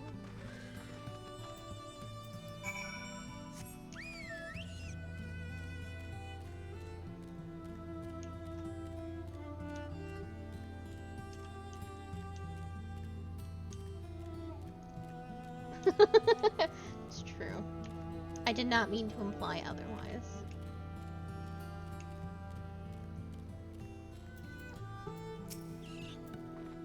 We may not have seen any Imperial forces thus far, but we mustn't forget that it was occupied territory until very recently. They could still be nearby. Not just Seekers of the Sun, but Anata? Perhaps there is a settlement nearby.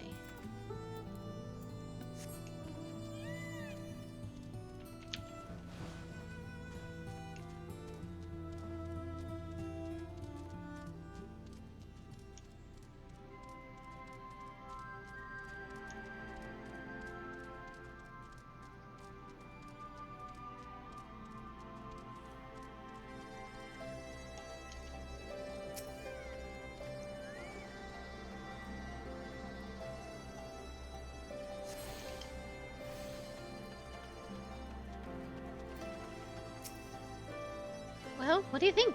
How'd you tell from down below that a whole village is up here, isn't it?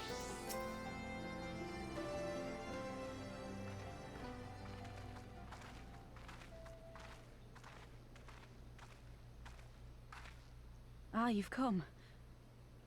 Welcome, friends, to my village. My home.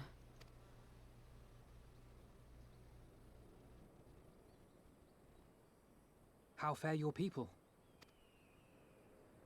Good, all things considered. Better than the Enanta at any rate. They've sent an emissary. I'll take you to her.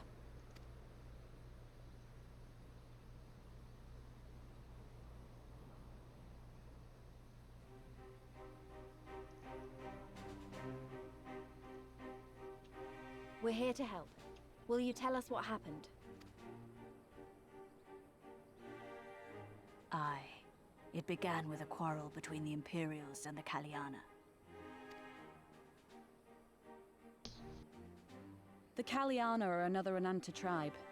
The strongest and the most influential. Unlike the Vera, they want no part of our troubles. They swore fealty to the Empire, and were content to remain within their borders. Just so. The Kaliana forsook their pride in the fight and yielded to Garlemald long ago.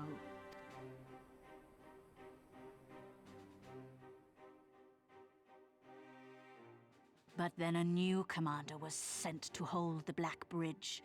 She demanded the Kaliana surrender a hostage, this butcher. Fordola. It doesn't make sense, though. The Vera are the ones working with the Resistance. Why would she threaten the Kaliana? Because she is ignorant like all Imperials. She knows not the difference between Kaliana and Vera, nor does she care to learn. I see. All Fordola knew for sure was that the resistance would come from the west. She reasoned, therefore, that if the Ananta on the east bank turned their coats, she would be trapped. I take it the Kaliana had no choice but to oblige her.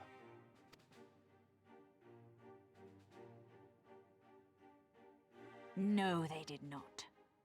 The Imperials left with the Kaliana broodmother's own daughter, Mhigo. Long days and nights she looked out on the Black Bridge weeping for her child. Until you came.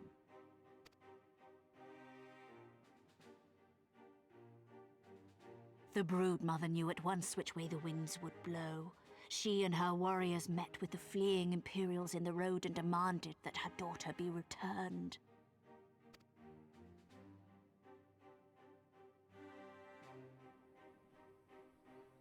Bad idea. Fordola's not the kind to take threats lying down. You know her well. The butcher turned her blade to Mhigo and bade the Kaliana move aside. But the broodmother would not yield. I know where this is going.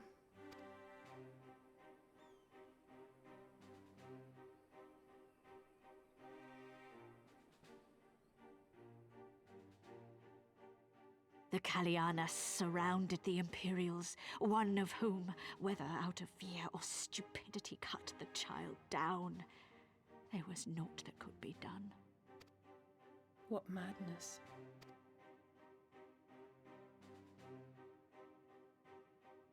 The true madness was yet to come. For in her despair, the Kaliana broodmother cried out for her daughter to be restored to life. She beseeched Sri Lakshmi's intercession. She summoned a primal then and there? That she did, if only for an instant. Bereft of courage and honor, the broodmother sought solace in her faith. The Imperials fled in terror at the sight of the goddess, abandoning these lands to the Ananta.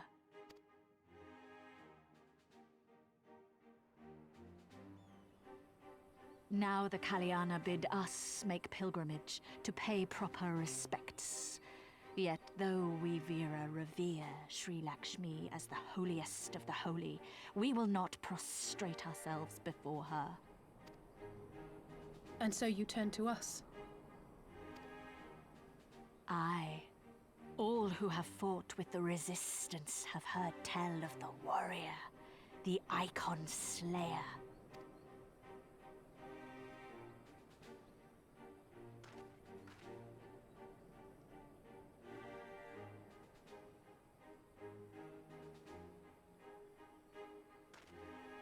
I believe we have heard enough. Inconvenient though the timing may be, if a primal has indeed been summoned, we can scarce afford to ignore it. We must needs discuss how best to resolve this situation.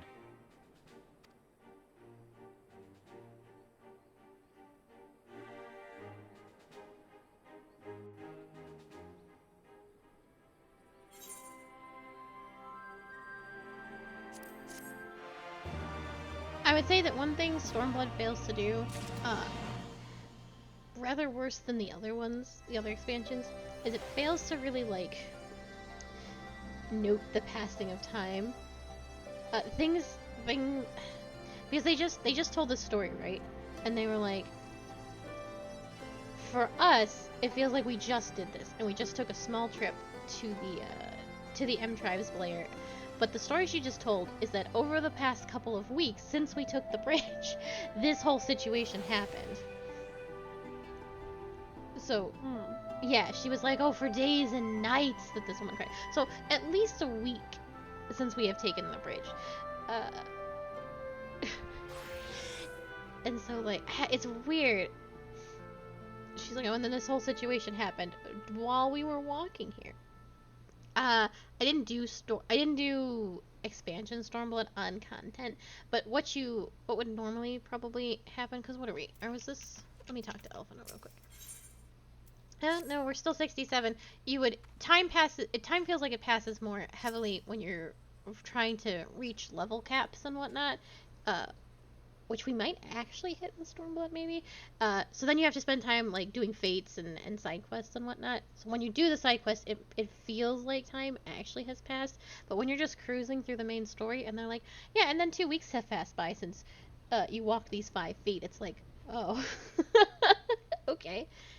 So yeah, it just feels a little jarring sometimes. I think Stormblood does it worse than all of them, because they constantly make note of the passing of time. And it's a rushed story as it is, because they've crammed 2 revolutions into an expansion. We had Doma, and now we have Mhigo. So, I believe Stormblood is believed to be about 2 years. The expansion, because it's 2 months. It's a little over. It's probably closer to 3 months because you got delayed to get to Kugane, and then it's 2 months back. So you're already at like half a year. And they don't talk about quite how long it's been on that boat, when they definitely should. And we don't discuss, like, oh yeah, they don't talk about the passing of time in places where it needs to be talked about, and just sort of quickly throw it in there. There's no need to be like, oh yeah, and the daughter was been missing for like days. It was stolen for days and days, and it's like, well, that's not really necessary to say, because now it seems weird, because we just did this. We just took the bridge. Vordola just left. But now you're saying it's been at least a week. It's a little bizarre. But not bad. It's just weird. I still can't believe that a primal's been summoned so close to the village. The idea that our people could be taken into service thralls it just doesn't bear thinking about. This is all Verdola's fault! I guess. And now we have a primal to contend with as well. As if the Empire needed an excuse to start rounding up beastmen again.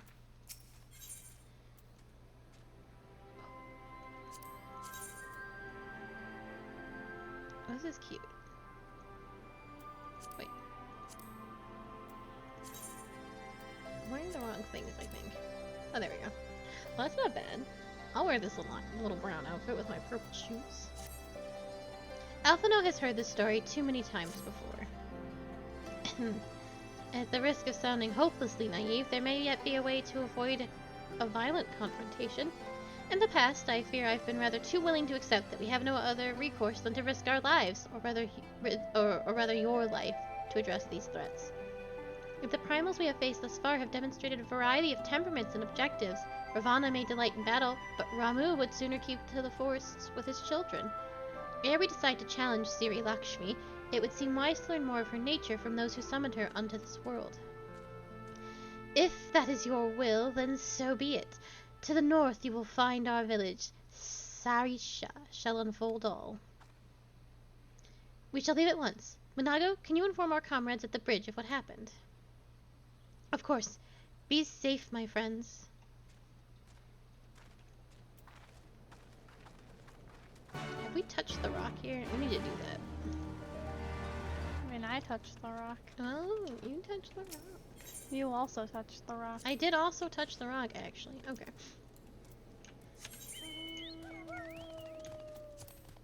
By the way, landing in water doesn't help. You lose your health all the same. That depends on how deep the water is. This isn't Minecraft. No, I jumped into the deep water. Deep, deep, deep. deep water. And I broke my bones. Well, that is how it works in real life too. My immersion was not broken. But my body. I tell you, if you jump into a pit of water, no matter how deep that water is, it will also break your bones. You die from a high place. Hmm? I will control the skies.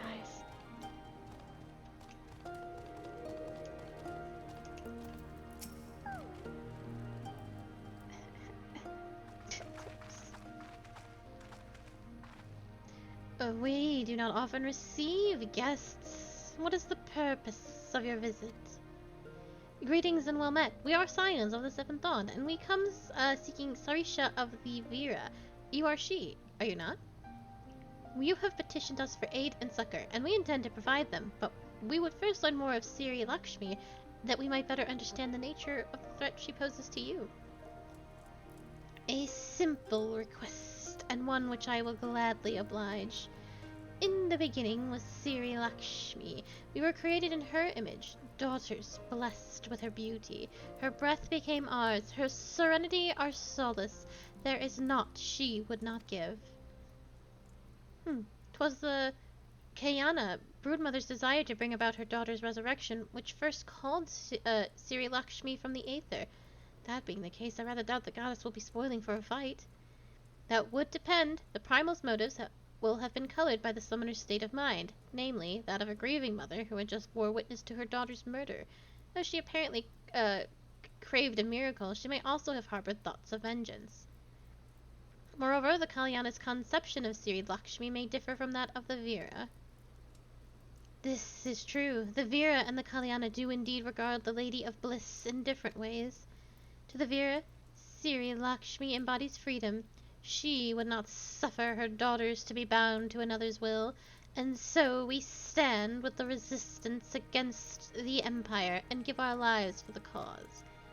To the Kalyana, however, she embodies transcendental beauty, which they strive to create through their craft. To shape crystals is less art and more ritual, a sacred duty wherein tribute is imbued with a fragment of the soul. The Imperials do not interfere with this holy work, and so the Kalyana were content to turn inward and ignore our plight. Until reality asserted itself and they summoned a primal, a fever dream to soothe their aching hearts. But surely they can see that it won't do any good. The Imperials will still rule these lands, nothing will change. The Anata will. The Kalyana bade the Vira make pilgrimage to pay proper respects, remember? Those who do not wish to partake of their primal's bliss will be made to do so. Not while we're around, they won't. We're also forgetting the very important point that the Garleans will not suffer a primal to exist, and they will slaughter the Kalyana for summoning a primal. That is what they do. That is the whole point of the Eorzean invasion.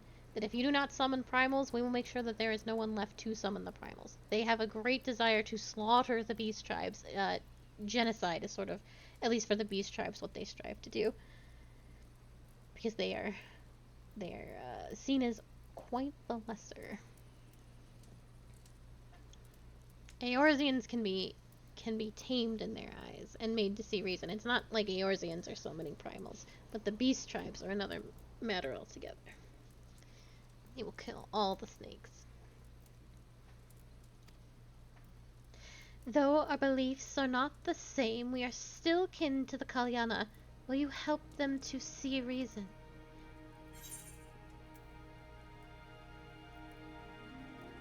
You can count on us.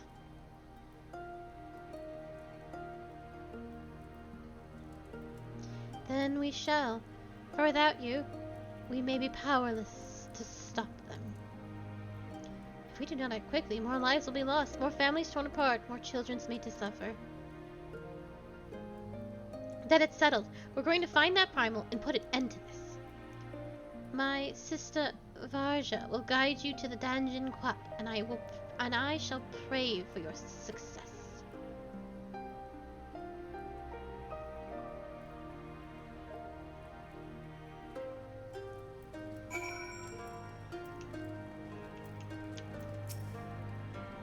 I'm not sure why Alize is so eager to face this primal all of a sudden, but you won't hear me complaining.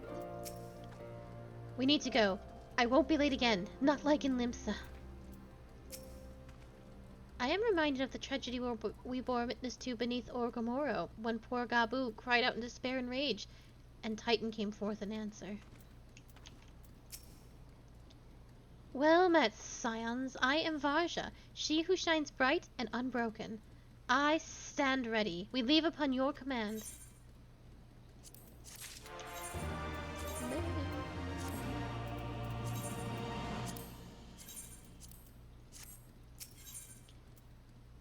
Varja is ready to guide you to Janjan Kot.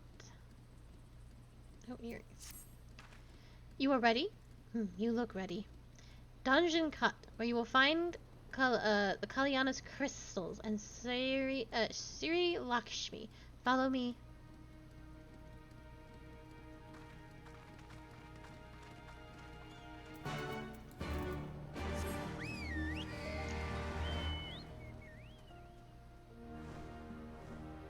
The real tragedy is that Zath is not here to see Lakshmi.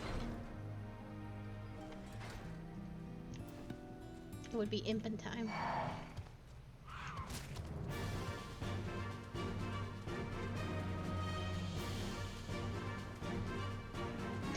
Immediately on site.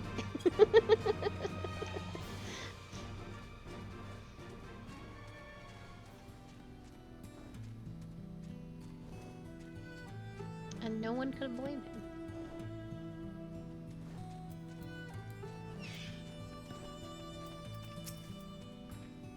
I expected more resistance. Let us pray our luck holds. It would be in our best interest to avoid any confrontation unless absolutely necessary. The primal and the crystals are our primary objectives. We should follow their lead and let them do any fighting for now. You'll need your strength when the time comes. Dajin Kat. The path leads to an entrance above. Within is an aetherite. You must use it to enter. Understood. With me, everyone.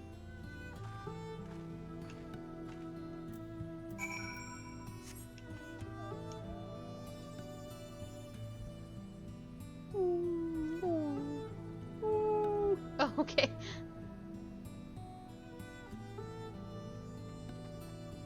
Yeah. Oh, there's someone waiting for the latch. Oh, there they go. Olifant. Olifant. Olifant. If you want an Olifant mount, the snakes become the next beast tribe. And if you do it, you get.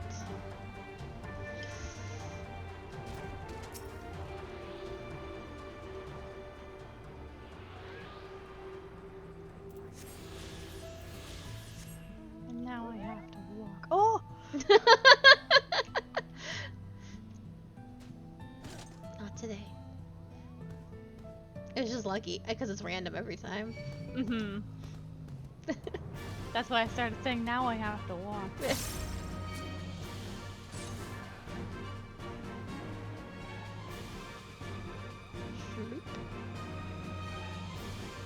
Don't mind us, ladies. Oh, their crystal's beautiful. It's very pretty. But yeah, if you do the snake beast tribe, you will,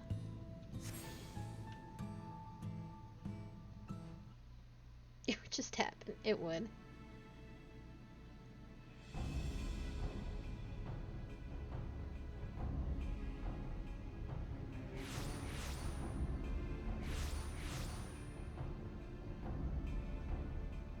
I knew you would, Sprightly. The squeaky, squeaky, squeaky. Why does my Anamika slumber still?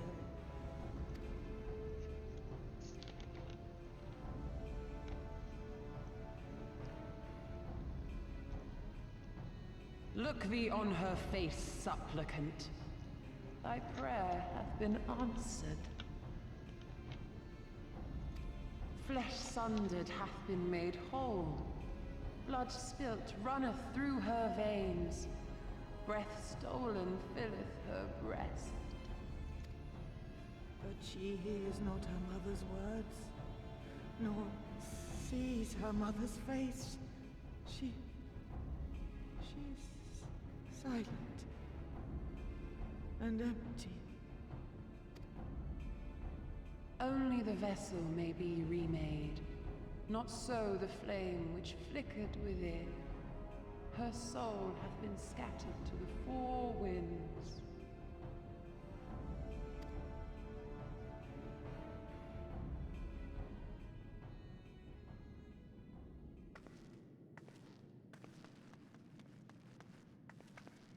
Now do you see her promises for what they are? Alize, have you gone mad? Yeah, for real. Mayhap I have, but I refuse to stand by and watch yet another tragedy unfold. Who intrudes upon this sacred ground? Imperials, thirsting for blood! No! We come not to shed blood, but to save you from the false god who would lead you astray. I understand how you feel. I do. You loved her with all your heart, but when the moment came, you still couldn't save her. The anguish, the anger, I know it only too well. But I also know where this path leads. To embrace a primal is to condemn yourself to an endless cycle of despair. You will never know peace. A worm-eaten heart may find peace and serenity in service, in beauty and grace. This hath ever been my promise. Naught else. You tempt them with visions of things that can never be and leave them bereft and wanting. No illusion, however sweet, can change the fact that your daughter is gone. Remember her as she was. Do not suffer this piteous shade to tarnish her memory.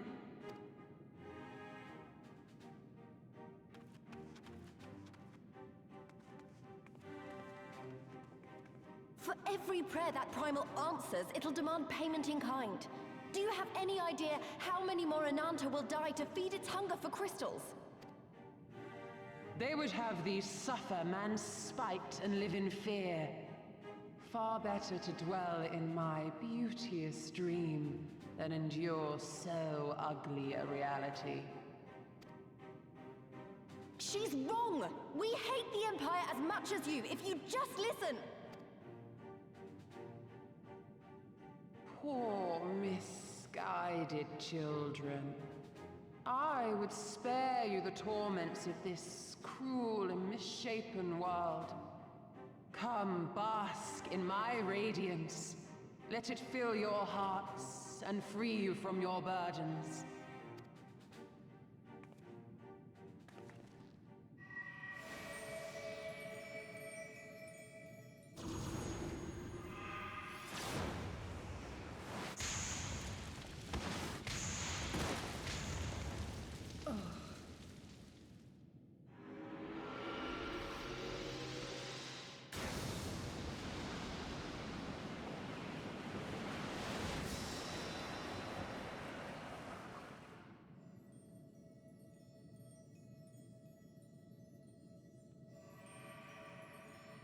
Abide in misery then, fools. The Ananta are more deserving of my blessing. Yeah, she should be darker skinned. Leave these lands and my dreamers be. I will not warn you a second time.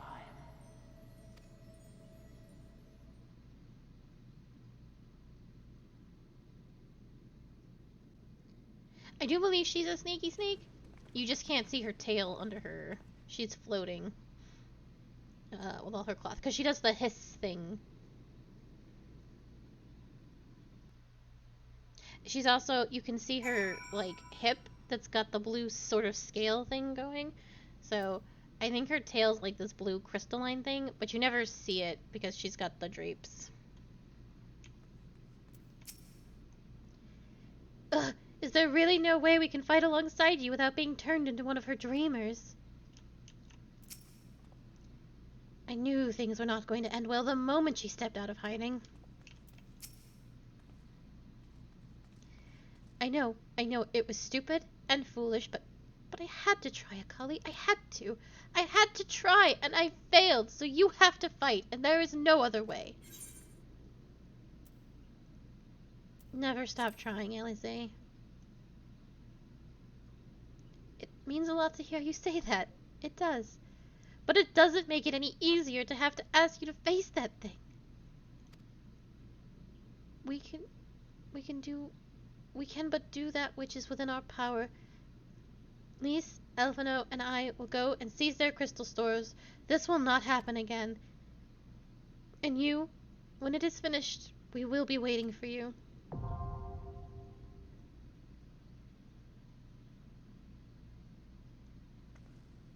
You ready? I should be a warrior. Yes, you should. You couldn't go in anyway. Are you all geared up? Make sure you have the right stuff on. Yep. Yes.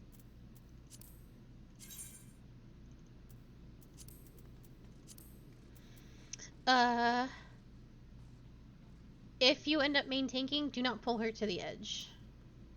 Okay. Because you could fall off. Just turn her into the middle.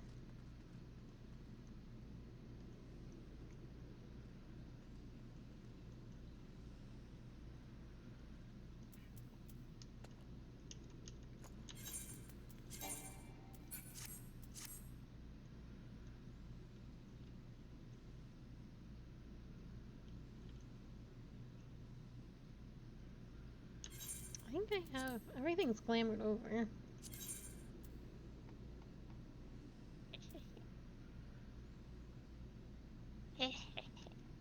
What are you cackling about? I'm in the box. You're in a pot.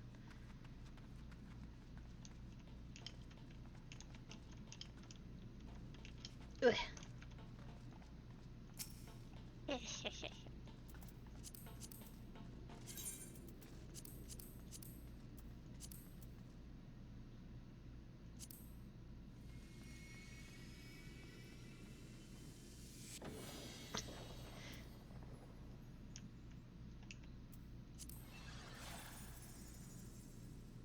It's over. I have the high ground. Oh, I think quite far, actually.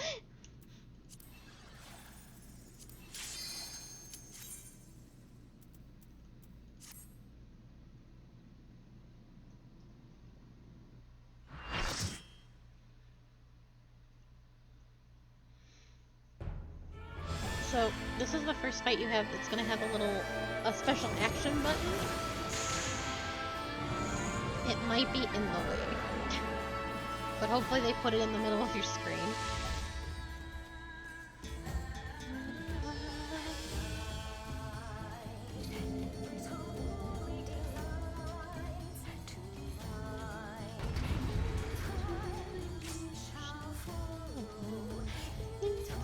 Oh, there it is. Yes, so don't... You will have to use that... Oh good, the other person's dead. Grab the other snake. There you go.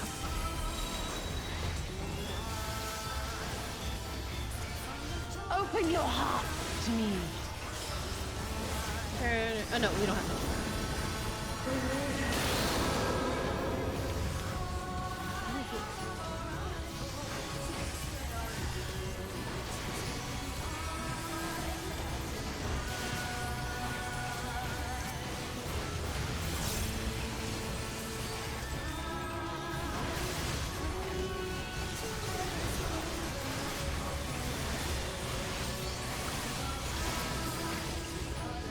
Alright, now we fight the boss. Stay on the side. Away from the rest of us. Here, I'll show you. You're gonna want to stand here-ish. Okay. And watch out for these, people. Well... I had an exceptionally good view of sausage.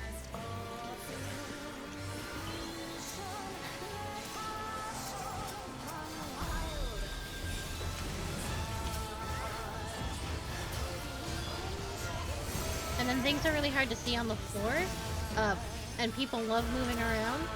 But be mindful of the AoEs on the ground. And worst case scenario, you're a tank and you're not even main tanking, so just stay where you are. If... What?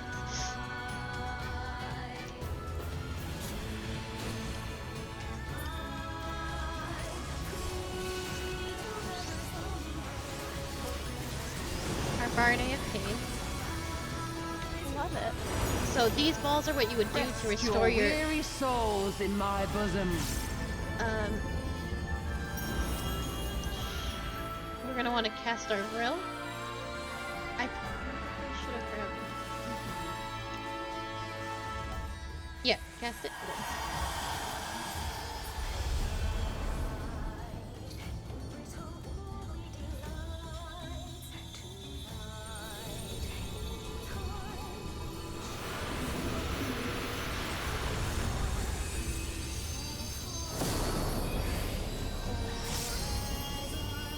So that protected us. That protects us from your hate. Curse stuff. People who didn't do that died immediately. Like that bard that AFK'd. Yeah, the bard that AFK'd and so this is how we refill. Touch one of the balls, and you're gonna cast it again.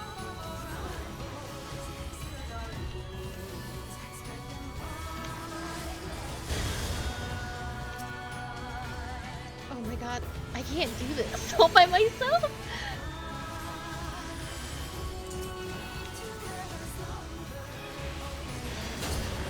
Surrender to bliss.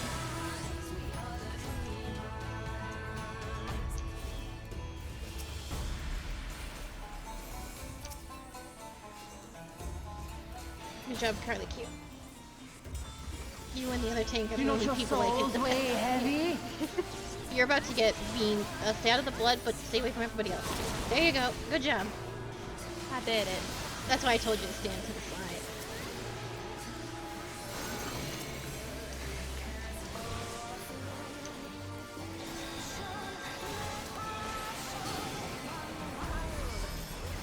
Oh, stack.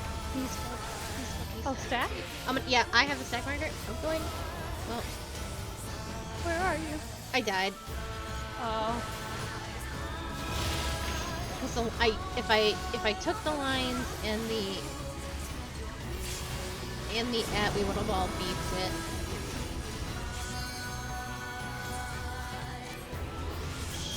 Shit.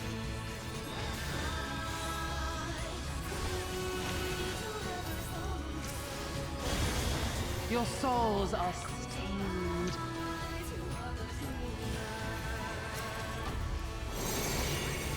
Oh my god, how'd you come back? I got rezzed by the other one.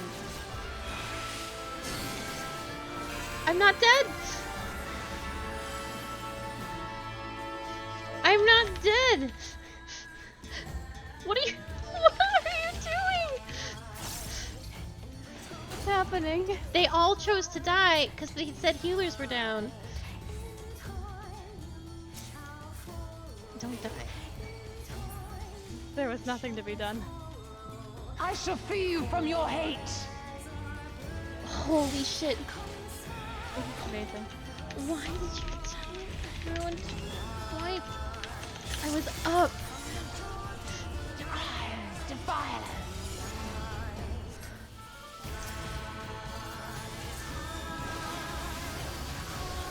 Open your hearts to me.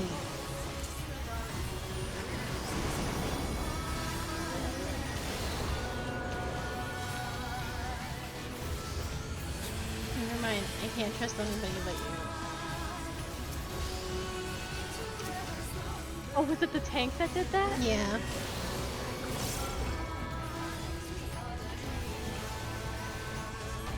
Incredible. Why is it always like this?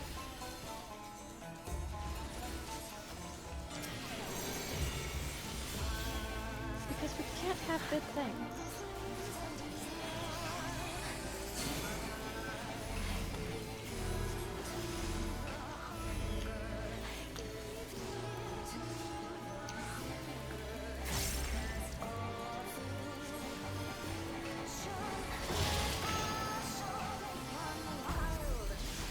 So even if they didn't see me up, I had the resurrection symbol next to me, which means I had the ability to get up.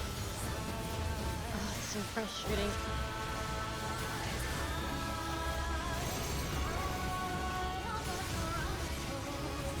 Seems like nobody's getting Tom's this time. Sure. Not even the other healer? No. Okay. I don't know what they're doing, so. Running off the edge.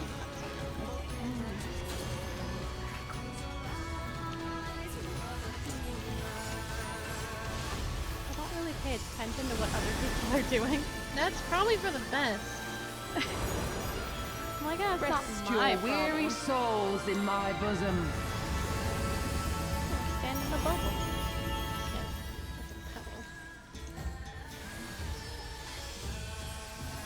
I'm actually gonna stand with you. Hell yeah.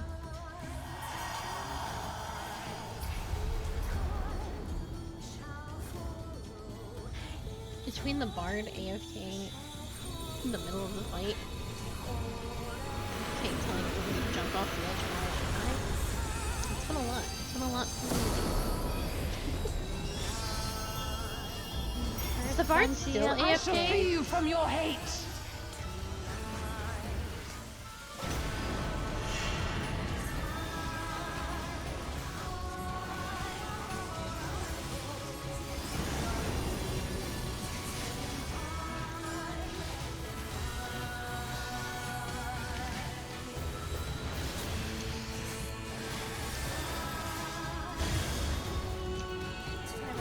Oh, no.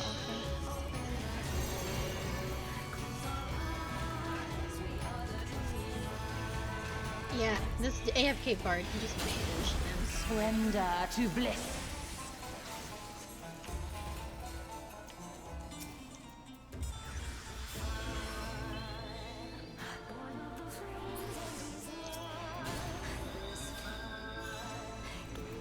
Do not your souls weigh heavy?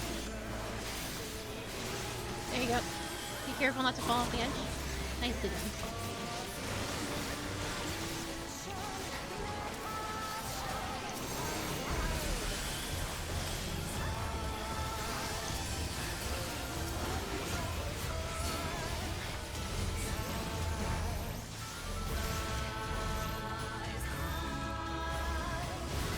I didn't make it in time. No, that's okay.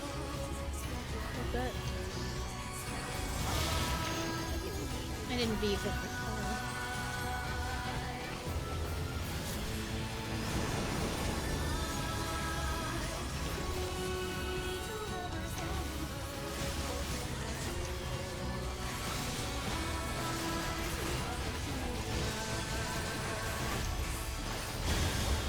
Your souls are stained.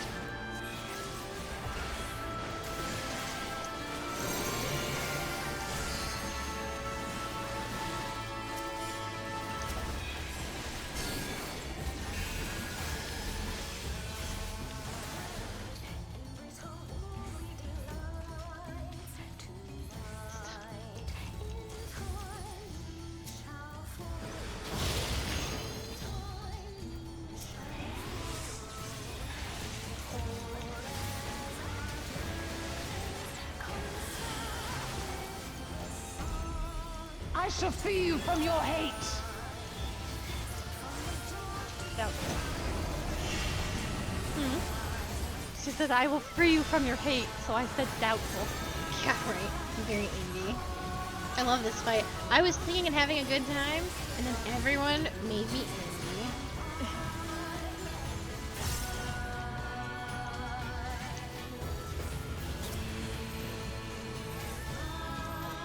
Oh. Don't do it, work.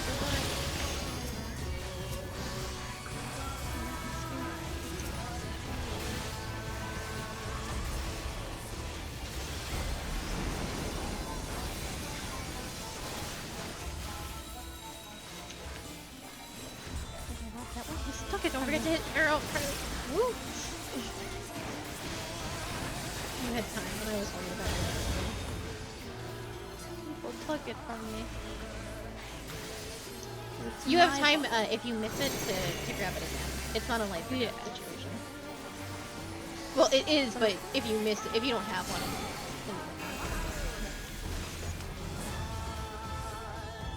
But it was not. I understand. Dude, stop!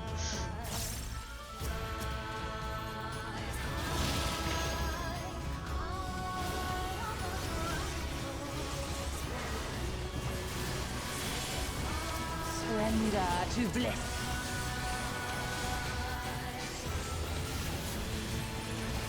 Your souls are stained.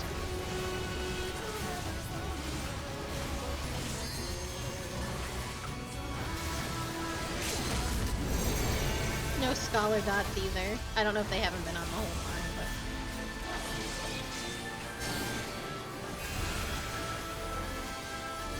Oh, I don't have nothing. Pick a lane, dude. Right.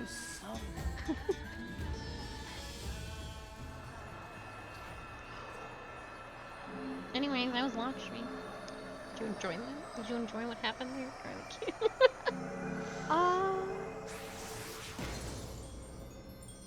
I'm sure you were just fine, just hacking away, fell cleaving. You're like, Yeah, it was fine. It was.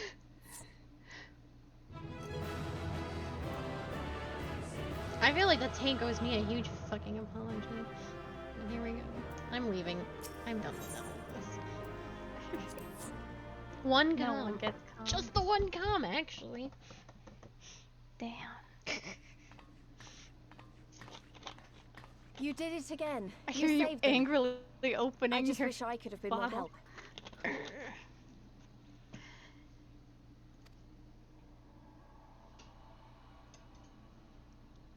Lise, you're never any help.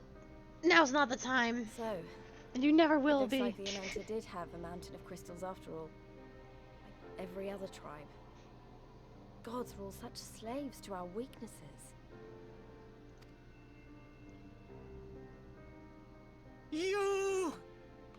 You slew our mistress!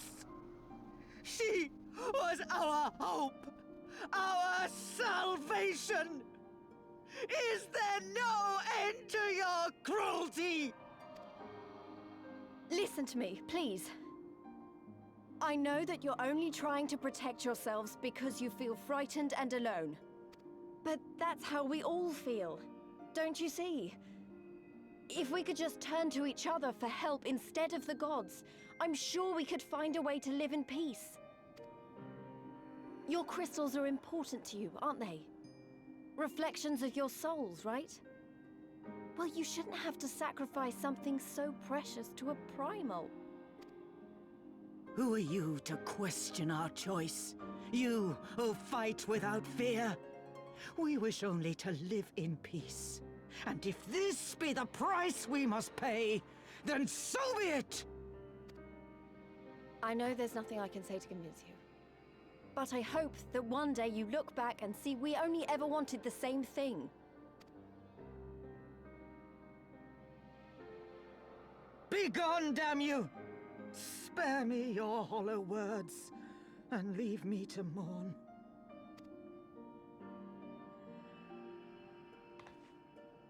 I'll go. But it doesn't mean I'm giving up. Girabania is our home too. And one way or another, we're going to have to learn to live together.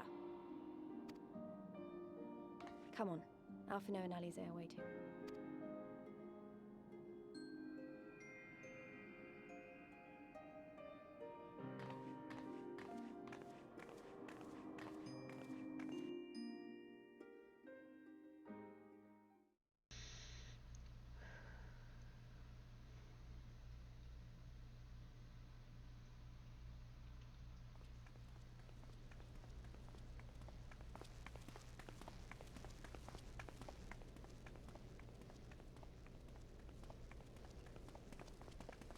Ah, the savage returns, and with her tail firmly between her legs, beaten by beastmen, I hear. It was a shameful display, by all accounts. She may have carried the Viceroy's favor with her bold promises, but in the end, she's just another plodding bungler like the rest of her kind. I'm gonna start calling you a plodding bungler from now on, Q. Strange. You would think him a better judge of character. Then again, I hear she's not averse to a more physical mode of persuasion. I thought she rose through the ranks rather quickly, but no longer.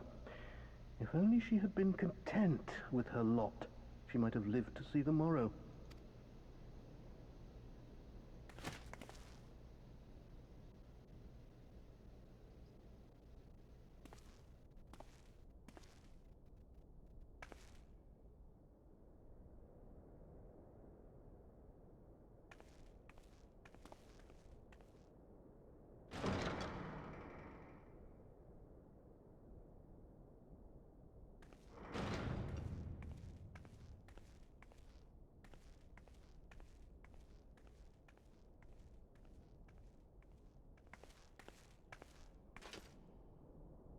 Fedola Rem Lupus.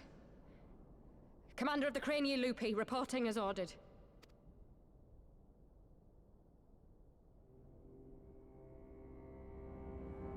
Why do you tremble so? Could it be that the Empire's butcher is afraid? That she who walks with death is terrified of her own? I'm terrified of dying having achieved naught. Gladly would I give my life to win a great victory on the battlefield, had I but the strength. Alas, you do not. Indeed, you are weak. And born of this weakness is a blind fervor, a raging inferno which threatens to consume not only you, but everyone around you. Yes, my lord.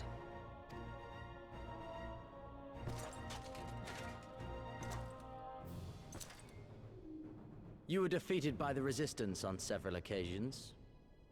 You misjudged the Ananta and spurred them into summoning an icon. Have you anything to say?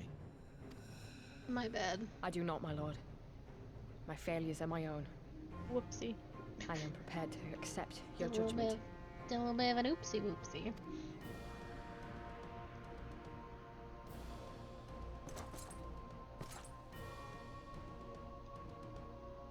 And that is very admirable. However, I've had enough of this dumb show. Give voice to that hunger I see in your eyes, or I will pluck them from your head.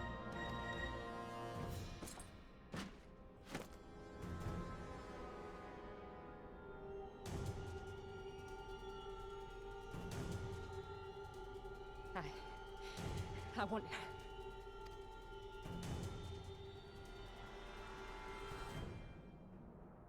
I want to make them pay! All of them!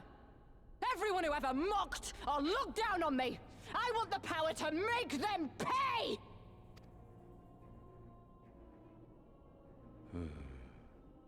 Very well. Then I shall give you a chance.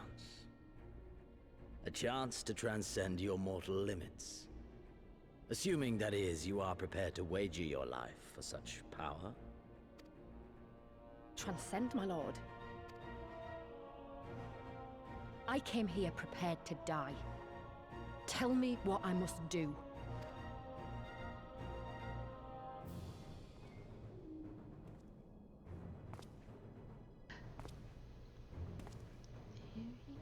This is actually the character you made a doll of.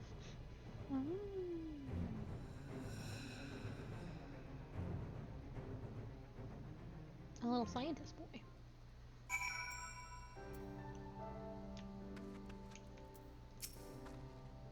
You finished then? Good, I'm glad it's over. We had to use force to secure the crystals. Alisaie was not gentle. I wish we could have left on better terms, but that was never going to happen. It could be a problem if they get their hands on any more crystals, though. Never mind. We'll deal with that when the time comes.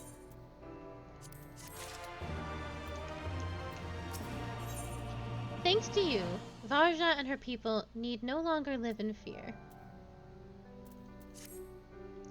You have done us a great service this day. Long shall my sisters sing the praises of the Icon Slayer.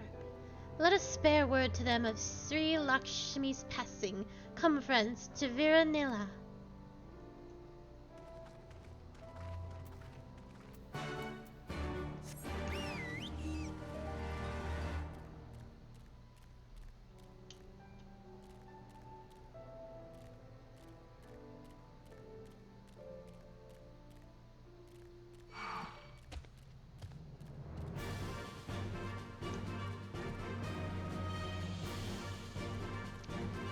That's just how it be.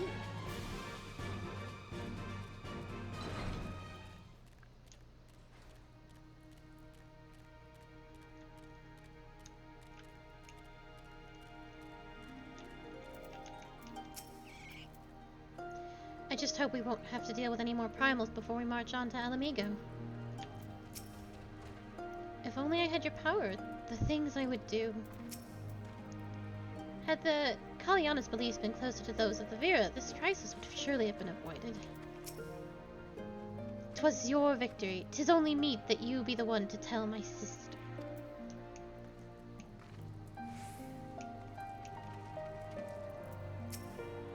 Ah, the winds whispered of your success, and your eyes confirm their testimony. The Lady of Bliss no longer holds our Kalyana sisters in her thrall. For this we thank you. Akali did the deed, we were but witness to her heroism. However, I fear this is only beginning, for there's no cure for that which drives the desperate beseech the gods for salvation. Should they wish to use their crystals to summon Sri Lakshmi again, naught can be done to stop them. We ignore our sister's plight at our peril, this we know. We shall endeavor to show them another path, so that the day you speak of never comes. We're all in this together, Alamigas, Anada. We understand that hopefully in time they will too. You and yours will ever be friends of the Vera.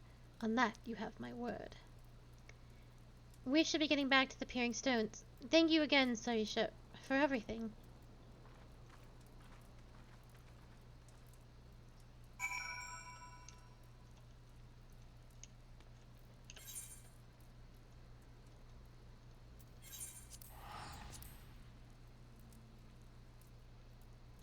Goodbye.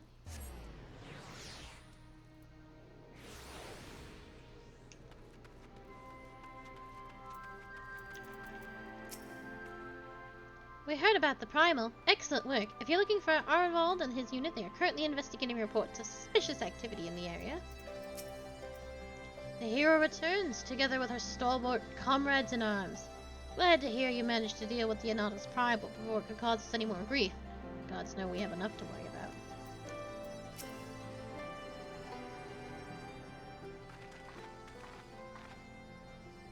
Welcome back. Conrad and Marshal Chopin came to render aid, but I hear that won't be necessary. It won't. Sri Lakshmi's gone, but I should probably start at the beginning.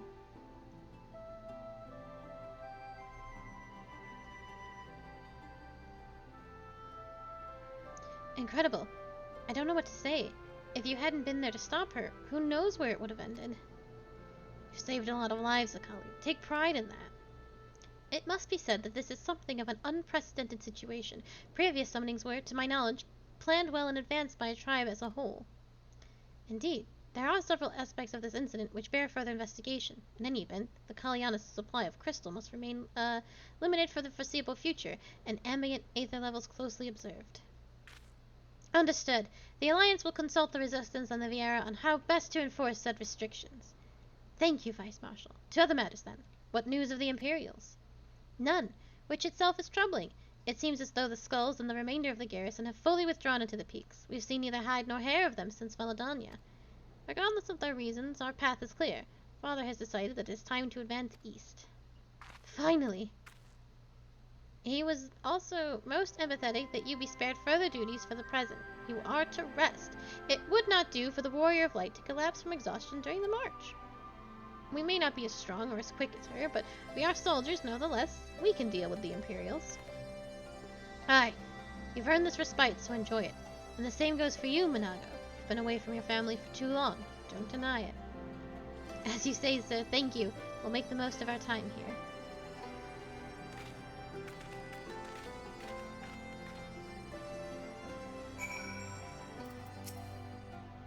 Much will hinge on whether we can capture or destroy Specula Imperius. Though the facility was unassailable from the north, it is very much vulnerable to an attack from the south.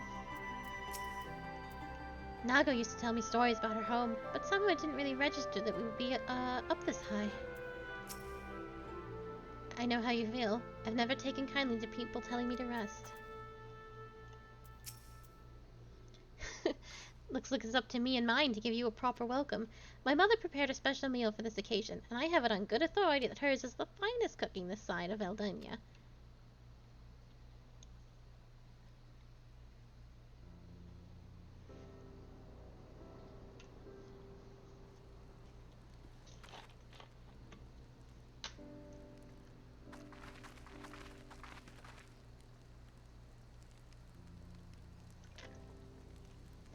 Honored guests, I pray you partake in our humble offerings as we give thanks for your many valiant deeds. Chicken. Chicken. Thank you, sir. For this warm welcome, we are honored to break bread with you and your family. Come, come, eat your fill of food and drink deep our sprites. There's more than enough for you all. Well, when you put it that way, don't mind if I do. Be chimkin.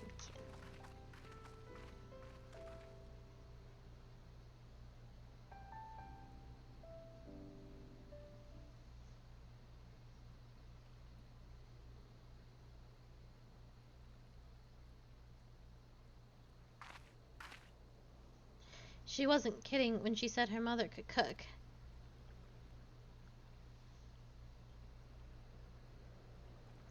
You know, seeing her with her family, I can't help thinking of my own. How my father would come home from a hunt with dinner on his shoulder, and Ida would prepare it with herbs and spices. Our mother died when I was little, so she did most of the cooking. We didn't have much, but we had each other, and that was enough for me.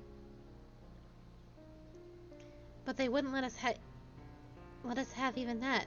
Theodric, Caius, of course Father and Ida had to fight. I would have too if I had been older. But they didn't have to die.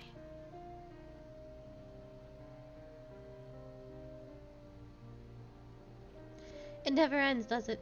They call us beasts, and they treat us like them. They push, and they push. And until someone I got stuck in a in a word loop. And they push and they push and until someone pushes back, until someone takes up arms, or summons a god, a false god. If the 12 are watching us, what are they thinking? What are they thinking when they see the strong hurt the weak? When people fight and die and nothing gets better and it just goes on and on and on.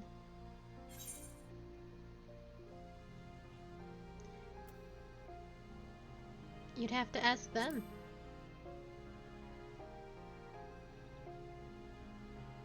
I don't think the gods listen to people like me. Thanks for listening. I know I was just rambling, but I feel better somehow. Who knows what the answers are, or if there even are any. Either way, life goes on, and we've got to go with it. Sorry, that just sounded better in my head. I must be getting tired. Time to turn in, I think.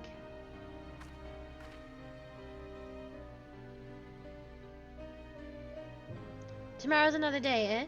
Let's see what it brings. Sleep well, Akali.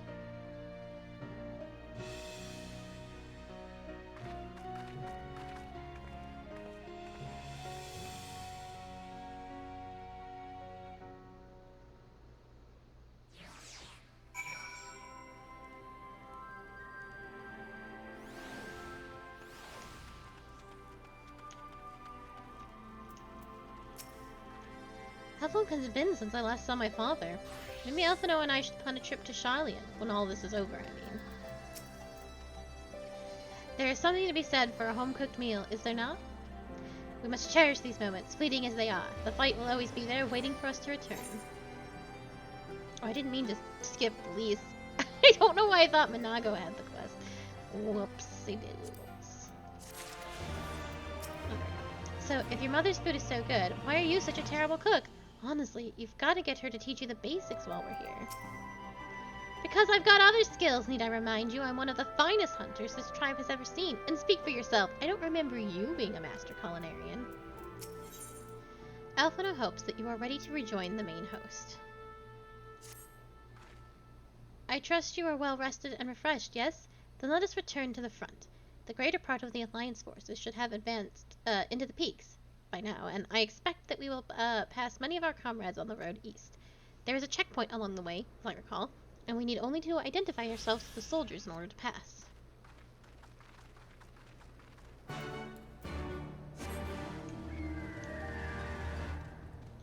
I think we'll go into it more next week, how I think Lise should have been done.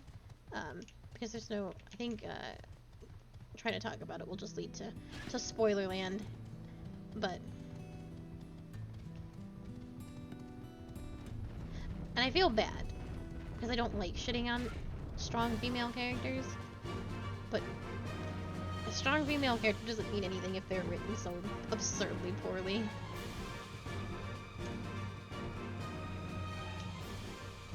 I think Yatsuyo's good, and I think Fordola's pretty good. But we'll get more into Fordola's story as we go, obviously. She's still, she just seems angry, and that's fine. No, sprightly. Science, a pleasure to have you with us again. You'll be happy to hear that we've taken Alighieri, and have already begun fortifying it as our new base of operations in the peaks. Give a shout to the lads as you pass, eh?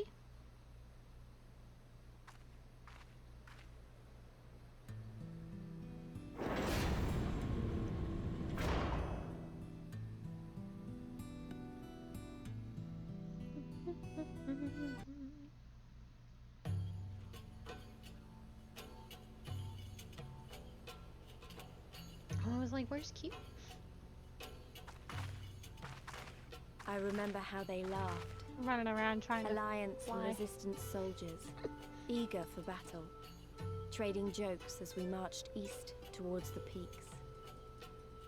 Beyond this last line of defenses lay the locks and the city. Breaching it would be no small feat. But we beat the Imperials back, just like that. And we liberated a village, the first of many.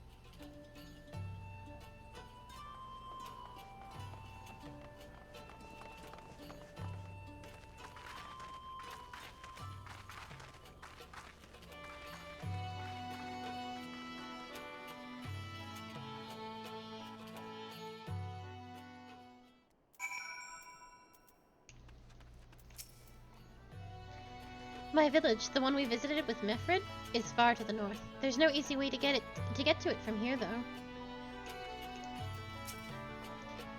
The Imperials sure do like their towers, don't they? Through the pass and onward to the southeast, was it? As you can see, this part of the peaks is much higher than the northern reaches, hence why the Imperials built Specula Imperatus where they did. See those three towers to the east? That's her. It depends on where the east is. This is the east.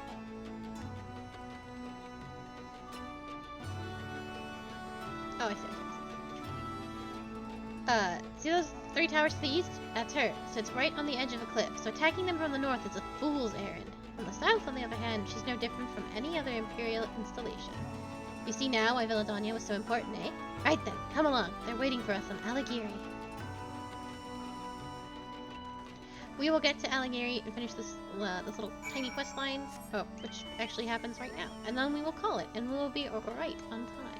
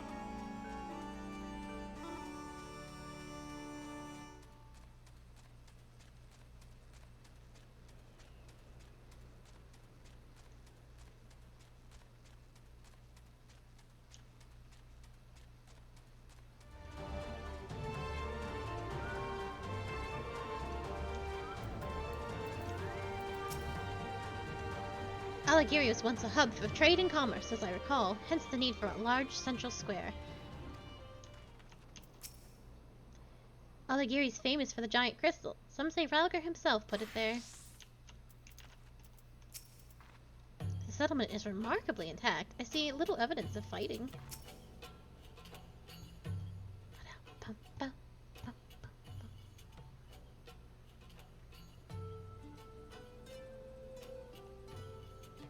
Here we are, the new base of operations for the Alliance and the Resistance.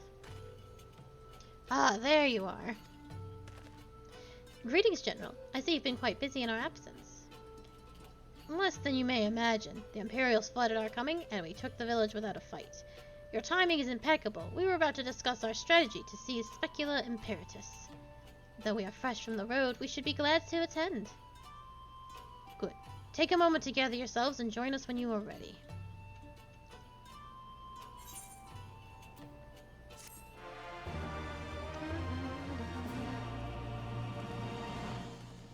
Alright, and that is in fact where we will call it for the day. We're going to touch that crystal. I think Saturday, next time we are on Final Fantasy XIV, next Saturday, it's gonna be a long one, because I think we should try and get it done. And we'll get very close. Probably take 4-ish hours. I'm trying to remember if we have 1 or 2 more dungeons. I think it's just the one. The 1 dungeon and 1 trial. I don't think it's 2 dungeons.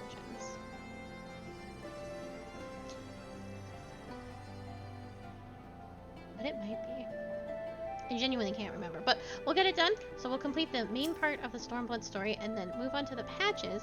So I believe Sunday will be the first 8-man raids. So that'll be exciting. 1 through 4. And patch 4.1. Exciting, isn't it? Yeah. You enjoying the story? I know, I complain a lot about Lise, and I should probably keep my opinion to myself in some cases. Because I really feel bad. It's rather annoying. I feel really bad that I've probably colored her pretty badly for you. I'll try not to do the same with others. There's a lot wrong with Lise. Sprightly and I were actually talking about it last night about some of the things we were just like, what the hell, man? So, but I don't mean to color characters. That's true. It is my Twitch channel. I should be able to complain about it. I should be allowed to complain. But yes, I am off tomorrow. Tomorrow is actually Miss Q's birthday, so happy birthday to Miss Q. Tuesday is Casa's birthday. How dare you? That's not a secret. I will be back on Tuesday at 2 p.m. Q-Day. I'll be back at 2 p.m. with the start of Majora's Mask, and then Nier Automata, God willing it doesn't crash again, at 6 p.m. EST. And then I will be on even later at 11 p.m. EST for a birthday Dead by Daylight stream. And that will be going... You know how it is. For a very long time. So, thank you so very much for being here. I hope you enjoyed it. I enjoy it. Despite all of Stormblood's problems, it is still a very good story. And I enjoy it very much. I cannot wait to get into the patches. The patches are good. Soon we're gonna meet him. The boy! My favorite boy! I'm so excited. I'm so excited for you to meet him. Okay, I will see you all. I'll see you all Tuesday. Have a very good one, and goodbye. Goodbye.